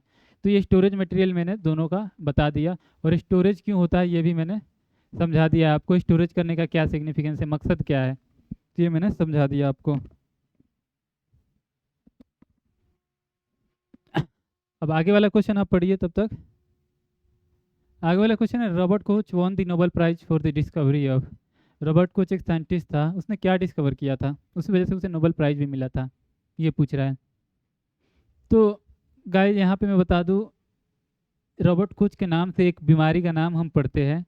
क्यों? क्योंकि वही बैक्टीरिया कराता है जो यहाँ पे पूछ रहा है। एक बीमारी का नाम पढ़ते हैं जिस बीमारी को हम बोलते हैं कॉक्स डिजीज। ठीक है, रॉबर्ट कोच के ही नाम पे रखा गया क्योंकि उसी ने उस बैक्टीरिया को ढूंढा था। एक बैक्टीरिया है जो ये बीमारी कराता है। कौन सा बीमारी? Koch's disease. तो रॉबर्ट कोच ने उसी बैक्टीरिया को ढूंढा था। उस बैक्टीरिया का नाम है माइकोबैक्टीरियम ट्यूबरकुलोसिस।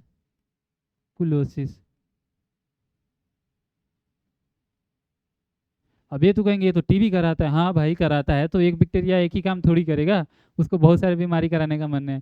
वो खाली टीबी ही थोड़ी कराएगा, और भी बीमारी करा सकता है, ट्यूबरकुलोसिस तो कराएगा ही। तो यहाँ तो आंसर चले गए ट्यूबरकुलोसिस। इसने माइकोबैक्टीरियम ट्यूबरकुलोसिस इस बैक्टीरिया को ढूंढा था। तो ये एक बीमारी कराता है जिसे कॉक्स डिजीज बोलते हैं। ये डिजीज मैं आपको क्यों बता रहा, आपको एक चीज़ सिखाना चाह रहा मैं, आपको एक लेसन सिखाना चाह रहा। इस डिजीज को कॉक्स डिजीज बोलते हैं। इसे आम भाषा में जो मतलब इसे लेप्रोसी बोलते हैं, लेप्रोसी। अब लेप्रोसी आप समझते हैं, लेप्रोसी कितना मतलब जिसको हो जाता है लोग उससे दूर रहना चाहते हैं, कुष्ठ रोग बोलते हैं हिंदी में। और आप गूगल पे सर्च कर लीजिएगा, मैं उसका फोटो नहीं लगा रहा, आप खुद से देख लीजिएगा। गूगल इतना करते एक बार ये भी कर लीजिएगा गूगल, लेप्रोसी की कौन सी बीमारी है। इसमें स्किन जो है ना, इसमें अजीब से दिखने, स्किन में लीजन्स, इसमें स्किन खराब होने लगता है। तो लोग इससे मतलब थोड़ा सा दूर रहना चाहते हैं, अपने लोग, उसके घर वाले भी यार, सब मतलब अच्छा नहीं है, ऐसा नहीं करना चाहिए। हम लोग उस ऐसे पेशेंट को एग्जामिन करते हैं, खुद अपने हाथ से टच करते हैं बिना ग्लव्स लगाए। और हमारे जो सीनियर डॉक्टर है ना, वो बोलते हैं पेशेंट को बुरा बिल्कुल नहीं लगना चाहिए, उसको नहीं लगना चाहिए कि आप उससे दूर होना चाह रहे हैं, आप भी उसको नफरत कर रहे हैं। ऐसा लगेगा तो पेशेंट दिखाने नहीं आएगा, या फिर आपसे पूरा अच्छी तरह से बात नहीं करेगा, डर डर के करेगा बात। तो ऐसे पेशेंट को हम खुद छूते हैं। जब हमारा डर्मा का केस लगता है ना, डर्मा का वार्ड लगता है, तो मैंने खुद एग्जामिन किया है। ऐसे बहुत सारे पेशेंट आते हैं लेप्रोसी के, और गवर्नमेंट इनका फ्री इलाज करती है। इनका जो ट्रीटमेंट है ना, लंबा ट्रीटमेंट चलता है, 3 महीना 6 महीने का, 6 महीना 12 महीना का। तो खुद गवर्नमेंट सारा इलाज देती है ऐसे लोगों को, क्योंकि लोग इनको बहुत वो करते हैं ना। एक बीमारी एक बार किसी को हो गया ना, लोग इससे मिलना नहीं चाहते, बहुत लोग जानबूझ के, नफरत जैसा उसको वो लगने लगेगा अंदर से। क्या लगेगा इसको कि मुझे लोग पसंद नहीं करता, मुझसे लोग दूर रहता है। तो इसीलिए इस बीमारी को जो हमें लेप्रोसी नहीं बोलने को कहा जाता है। हमारे सीनियर डॉक्टर बोलते हैं इसे लेप्रोसी मत बोलना, खासकर पेशेंट के सामने मत बोलना। क्योंकि पेशेंट के सामने बोलोगे और भी लोग हैं वार्ड में, ऐसे तो नहीं है एक ही पेशेंट है, या ओपीडी में बहुत सारे पेशेंट है, वो सुन के क्या करेंगे, उससे दूर होने लगेंगे। तो फिर पेशेंट को अंदर से वो कमी महसूस होने लगी, उसको बुरा लगेगा। इसीलिए इसे लेप्रोसी मत बोलना, कॉक्स डिजीज बोलना, औरों को पता ही नहीं चलेगा क्या हो रहा है, कौन सी बीमारी है। इसीलिए अगर हमें कोई डॉक्टर ने देख लिया इसे लेप्रोसी उसके सामने बोलते हुए, तो हमें डांट भी लगा सकता है। ठीक है, तो ये मैनर सिखाया जाता है, तो आप भी मैनर सीखिए। आप भी सिंपैथी दी पेशेंट को, सिंपैथी, या फिर अपने आसपास कोई भी बीमार है उसको सिंपैथी दीजिए। ये छूने से नहीं फैलता है, बहुत कम चांस होता है फैलने का, बहुत कम। तो ऐसे नहीं कि उससे दूर रहे, आप भी दूर होने लग जाए। आप भी समझाइए लोगों को कि इसे छू सकते हैं, छूने से नहीं फैलता है बीमारी। क्योंकि खुद डॉक्टर, मैंने खुद जो है कितने पेशेंट को, अभी तक तो मुझे हुआ नहीं। तो बस ये लेसन देना चाह रहा था मैं, कि अगर कोई पेशेंट ऐसे मिले तो आप एज ए साइंस स्टूडेंट है, आपको लॉजिकल रहना होगा कि हमें इसे छूने से नहीं फैलता है, डायरेक्ट कांटेक्ट से नहीं फैलता है, तो आप इससे नफरत मत कीजिए, उसको अलग मत कीजिए। ठीक है, ये बात आप लोग को भी समझाइए। ठीक है, आगे बढ़ते हैं। The function of ribosome is, ribosome का फंक्शन क्या होता है? भाई इतना टाइम से मैं बोल रहा, राइबोसोम प्रोटीन बनाता है। सब ये तो सबने सब लगा देंगे अब ये तो। आगे क्वेश्चन बढ़ते, the breakdown of pyruvate give to give carbon dioxide water energy take place in. ये क्वेश्चन मैंने बना दिया है ना, ये क्वेश्चन देखिए दोबारा आ गया। और ये चीज़ें आपको 11th में मिलेंगी, 11th के बायोलॉजी में, और ना कि आपको ये 10th के 9th 10th में आपको ये चीज़ें नहीं समझाई जाती है। तो इसीलिए कहा जा रहा है आप सही कोर्स लीजिए जहाँ पे चीज़ें हमने स्टडी कर रखा है पूरे पिछले साल का, और उसी के अनुमान लगा के हमने उसके आसपास की सारी चीज़ें पढ़ा रखी है जो 11 से पूछी गई है। 9th 10th तो पढ़ाना ही है, ऑब्वियस है, वहीं से आता है। लेकिन ये क्वेश्चन 11 से, और भी बहुत सारे क्वेश्चन 11th लेवल के आए हैं। तो मैं एक बार और बता दे रहा, ताकि जिन लोगों को परमानेंट मेमोरी बन जाए, बस मेरा यही मकसद है। ये न्यूक्लियस हो गया, सेल हो गया। तो ये रेस्पिरेशन करा रहे हैं। रेस्पिरेशन में क्या होता है, ग्लूकोज टूटता है। एक स्टेप में टूटता है कि बहुत सारे स्टेप में? बहुत सारे स्टेप में। अभी तक आपने एक स्टेप याद कर रखा होगा, आपसे मत बोलिएगा एक स्टेप, वो तो साधारण सिंपल लैंग्वेज में हम समझा देते हैं एक लाइन में। तो टूटते टूटते क्या बन गया, एक टाइम पे पायरुवेट बन गया, ठीक है। अब रेस्पिरेशन करा हो रहा है, क्या हो रहा है, रेस्पिरेशन, और एटीपी बनना है रेस्पिरेशन में। क्या बनना है, एटीपी। तो ये काम तो माइटोकॉन्ड्रिया के बिना हो ही नहीं पाएगा। तो ये क्या होगा, ये पायरुवेट माइटोकॉन्ड्रिया में, किस में जाएगा, माइटोकॉन्ड्रिया में, और माइटोकॉन्ड्रिया क्या बना देगा, एटीपी। तभी तो माइटोकॉन्ड्रिया को पावर हाउस ऑफ सेल बोलते हैं। क्या बना देगा, एटीपी। तभी से इसे क्या बोलते हैं, पावर हाउस ऑफ सेल बोलते हैं। तो क्या जाएगा, माइटोकॉन्ड्रिया ऑप्शन जाएगा। तो गाइज आपने कंसेप्ट समझा है ना, ये आपको कभी नहीं भूलेंगे। अगर कंसेप्ट समझाए नहीं तो रटते रहिए, डायरेक्ट याद करते रहिए माइटोकॉन्ड्रिया। आगे पढ़ते तो branch of botany that deal with the study of structure function and life history of plant cell. देखो प्लांट सेल, सेल को हम स्टडी किस में करते हैं, सेल को क्या बोलते हैं। देखो जैसे सेल को साइटो बोलते हैं। साइटो मतलब क्या होता है, सेल होता है।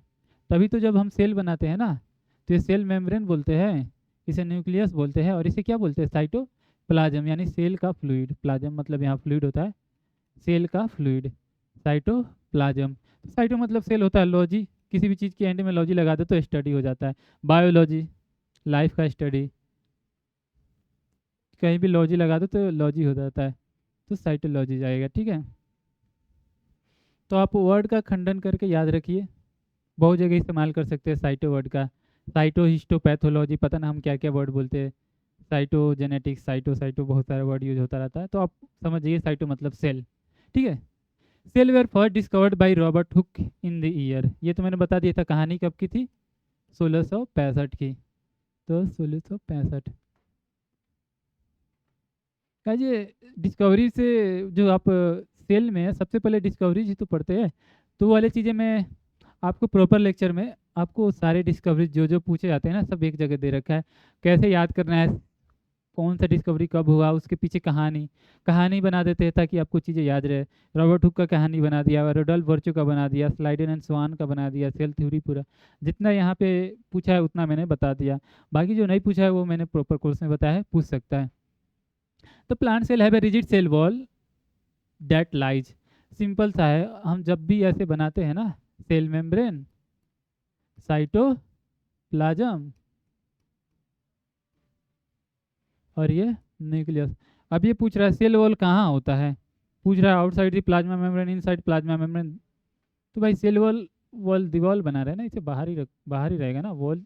दीवार तो बाहर ही होती है ना, अंदर थोड़ी होता है। तो आउटसाइड द प्लाज्मा मेम्ब्रेन, ठीक है। ये क्या है, सेल वॉल है, सेल वॉल है। तो इस सिंपल सा सवाल था। आगे बढ़ते हैं। द बाउंड्री लेयर ऑफ इस cell that separate its content from other cells is made up of. कह रहा है कि सेल का बाउंड्री लेयर कौन बनाता है। सीधा सा सिंपल करो यार, क्वेश्चन को कॉम्प्लिकेट मत करो।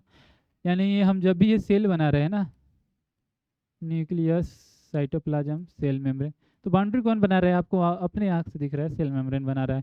अब ये सेल मेम्ब्रेन किस चीज़ से बना होता है, ये पूछ रहा है, ये सेल मेम्ब्रेन किस चीज़ से बना होता है। तो जब सेल मेम्ब्रेन का स्ट्रक्चर पढ़ेंगे तो वहाँ पे एक एक चीज़ों को देखेंगे, कौन चीज़ कैसे सजा हुआ होता है। यहाँ पे बस आप याद कीजिए, लिपिड, प्रोटीन एंड कार्बोहाइड्रेट। तीन चीज़, चार चीज़ तो होता ही है केमिस्ट्री, आपको बायोलॉजी के केमिस्ट्री में लिपिड, प्रोटीन, कार्बोहाइड्रेट तीनों होते हैं सेल मेम्ब्रेन में, ठीक है। और वहाँ पे मैं जब भी बताऊंगा ना, वहाँ पे बताऊंगा लिपिड कैसे अरेंज होता है, प्रोटीन कैसे अरेंज होता है, कार्बोहाइड्रेट कैसे अरेंज होता है, एक ही डायग्राम में। फंक्शन भी आपको उसी से रिलेट कर दूंगा। तो वहाँ पे चीज़ें और भी पोटेंशियल क्वेश्चन जो बन सकते हैं सारे वहाँ पे बता दूंगा। यहाँ पे तो जितना काम आ रहा है उतना बता रहा। The main component of cell wall that provide strength to the plant cell are fibrous. बोल रहा है कि सेल वॉल का कंपोनेंट बताओ जो स्ट्रेंथ प्रोवाइड करता है, फाइब्रस होता है। क्या होता है ये? अब देखो गाइस, डाइसेकेराइड, मोनोसेकेराइड, पॉलीसेकेराइड, कुछ याद आ रहा है? मोनोपोली तो याद आ रहा होगा, फ्रुक्टोज एंड माल्टोज। फ्रुक्टोज क्या है? मोनोसेकेराइड है, तो मोनोसेकेराइड। तो कौन सा जाएगा इसमें ऑप्शन? आपको सेल वॉल किस चीज़ से बना था ये बताइए? सेलुलोज। प्लांट का सेल वॉल तो सेलुलोज से बना होता है। और आपको मैंने बताया था सेलुलोज, स्टार्च, हेमी सेलुलोज, सब क्या है? पॉलीसेकेराइड है। मोनोसेकेराइड बताया था, ये सिंपल शुगर है। मैं फिर से दिखा दे रहा, हवा में बात करूंगा, पता ना कुछ लोग को ध्यान ना रहा हो, उस टाइम पे सो रहे हो, नींद आ रही हो, तो मैं उनको फिर से दिखा दूँ।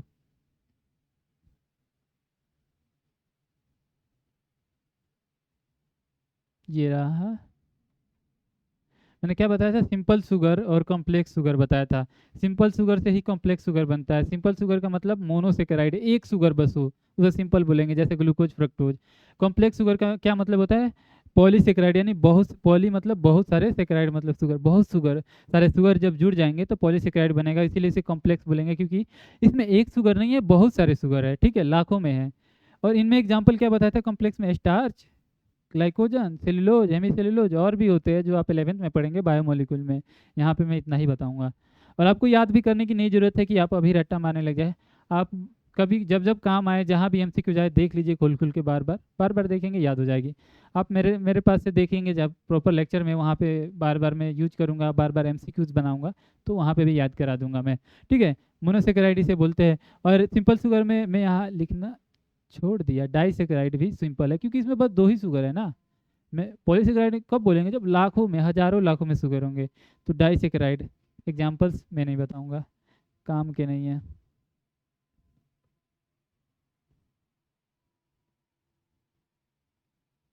कहाँ है हम? हमने ये वाला बना दिया ना।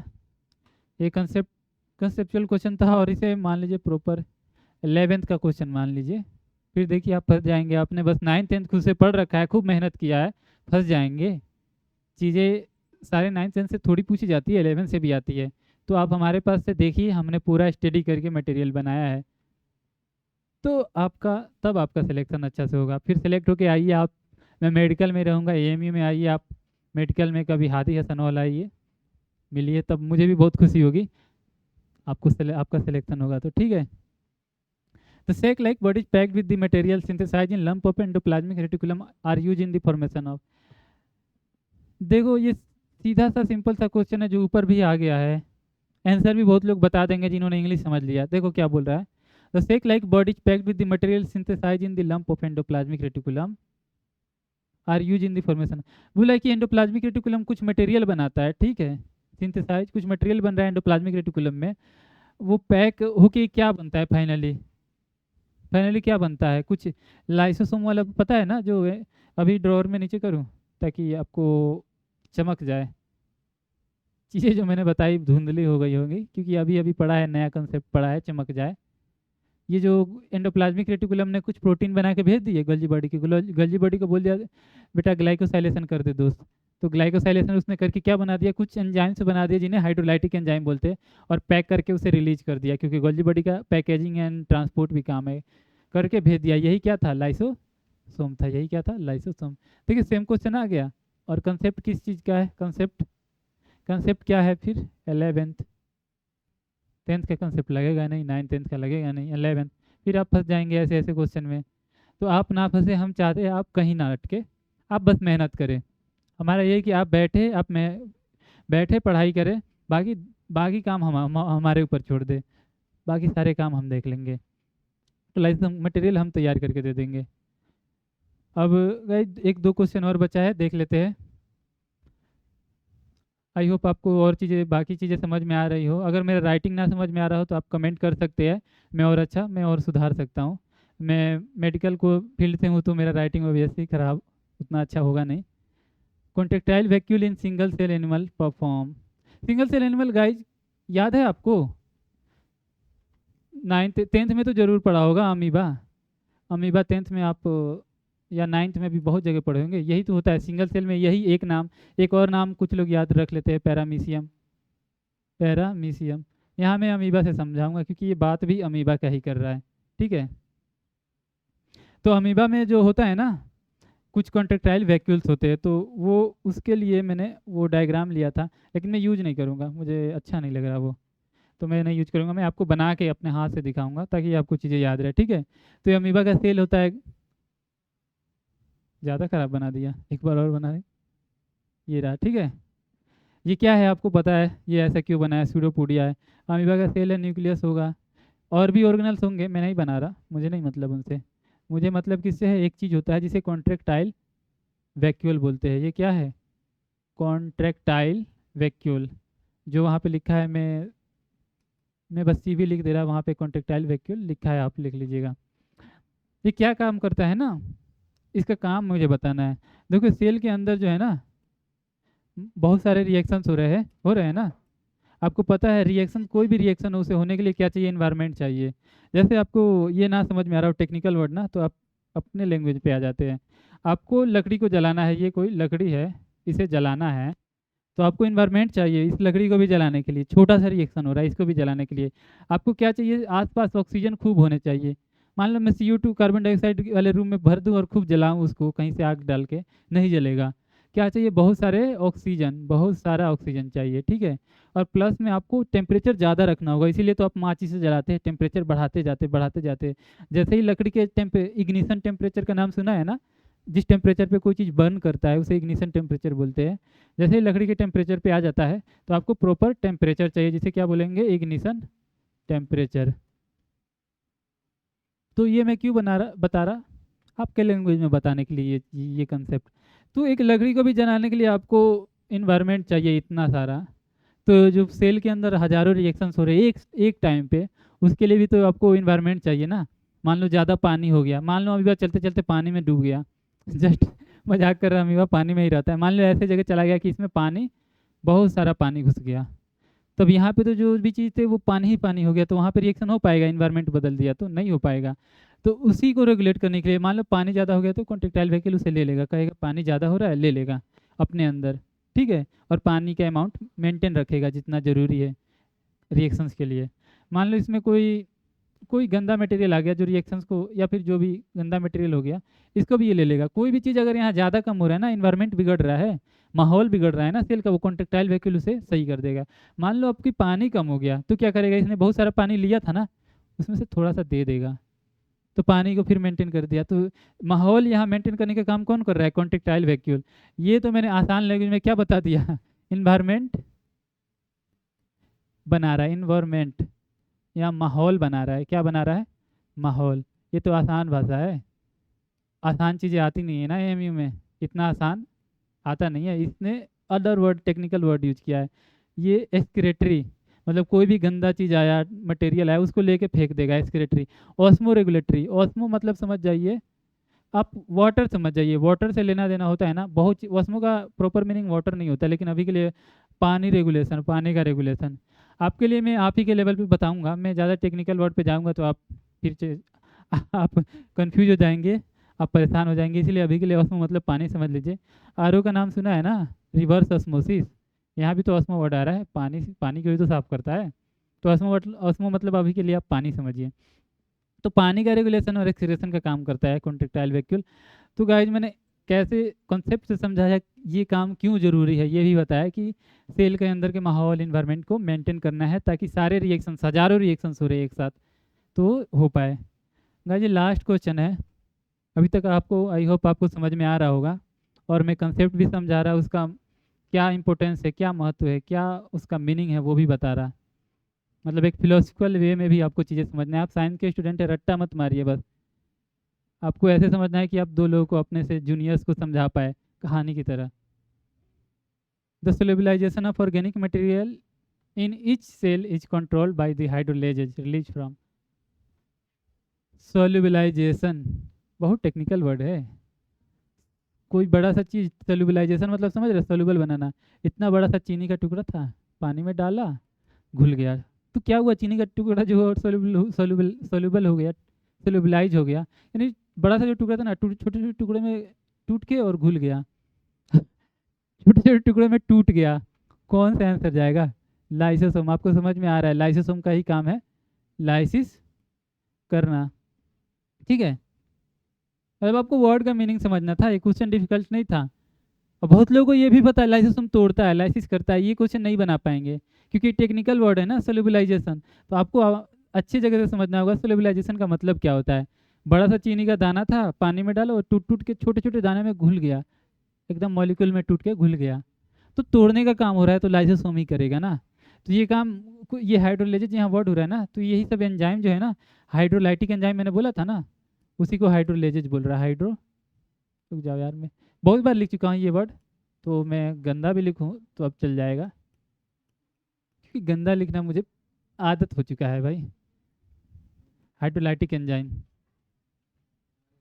जैसे हाइड्रोलेजेज में, जैसे अब मैं यहाँ एग्जांपल दूंगा, प्रोटीएजेज, प्रोटीएजेज किसको तोड़ेगा? सब सबको पता है क्या तोड़ेगा, प्रोटीन तोड़ेगा। लाइपेजेज, आप दो याद कर लीजिए, जहाँ मैं प्रॉपर थ्योरी दूंगा ना, दो और नाम बता दूंगा, दो तीन। ये ऐसे, ये प्रोटीन को तोड़ता है, लिपिड को तोड़ता है।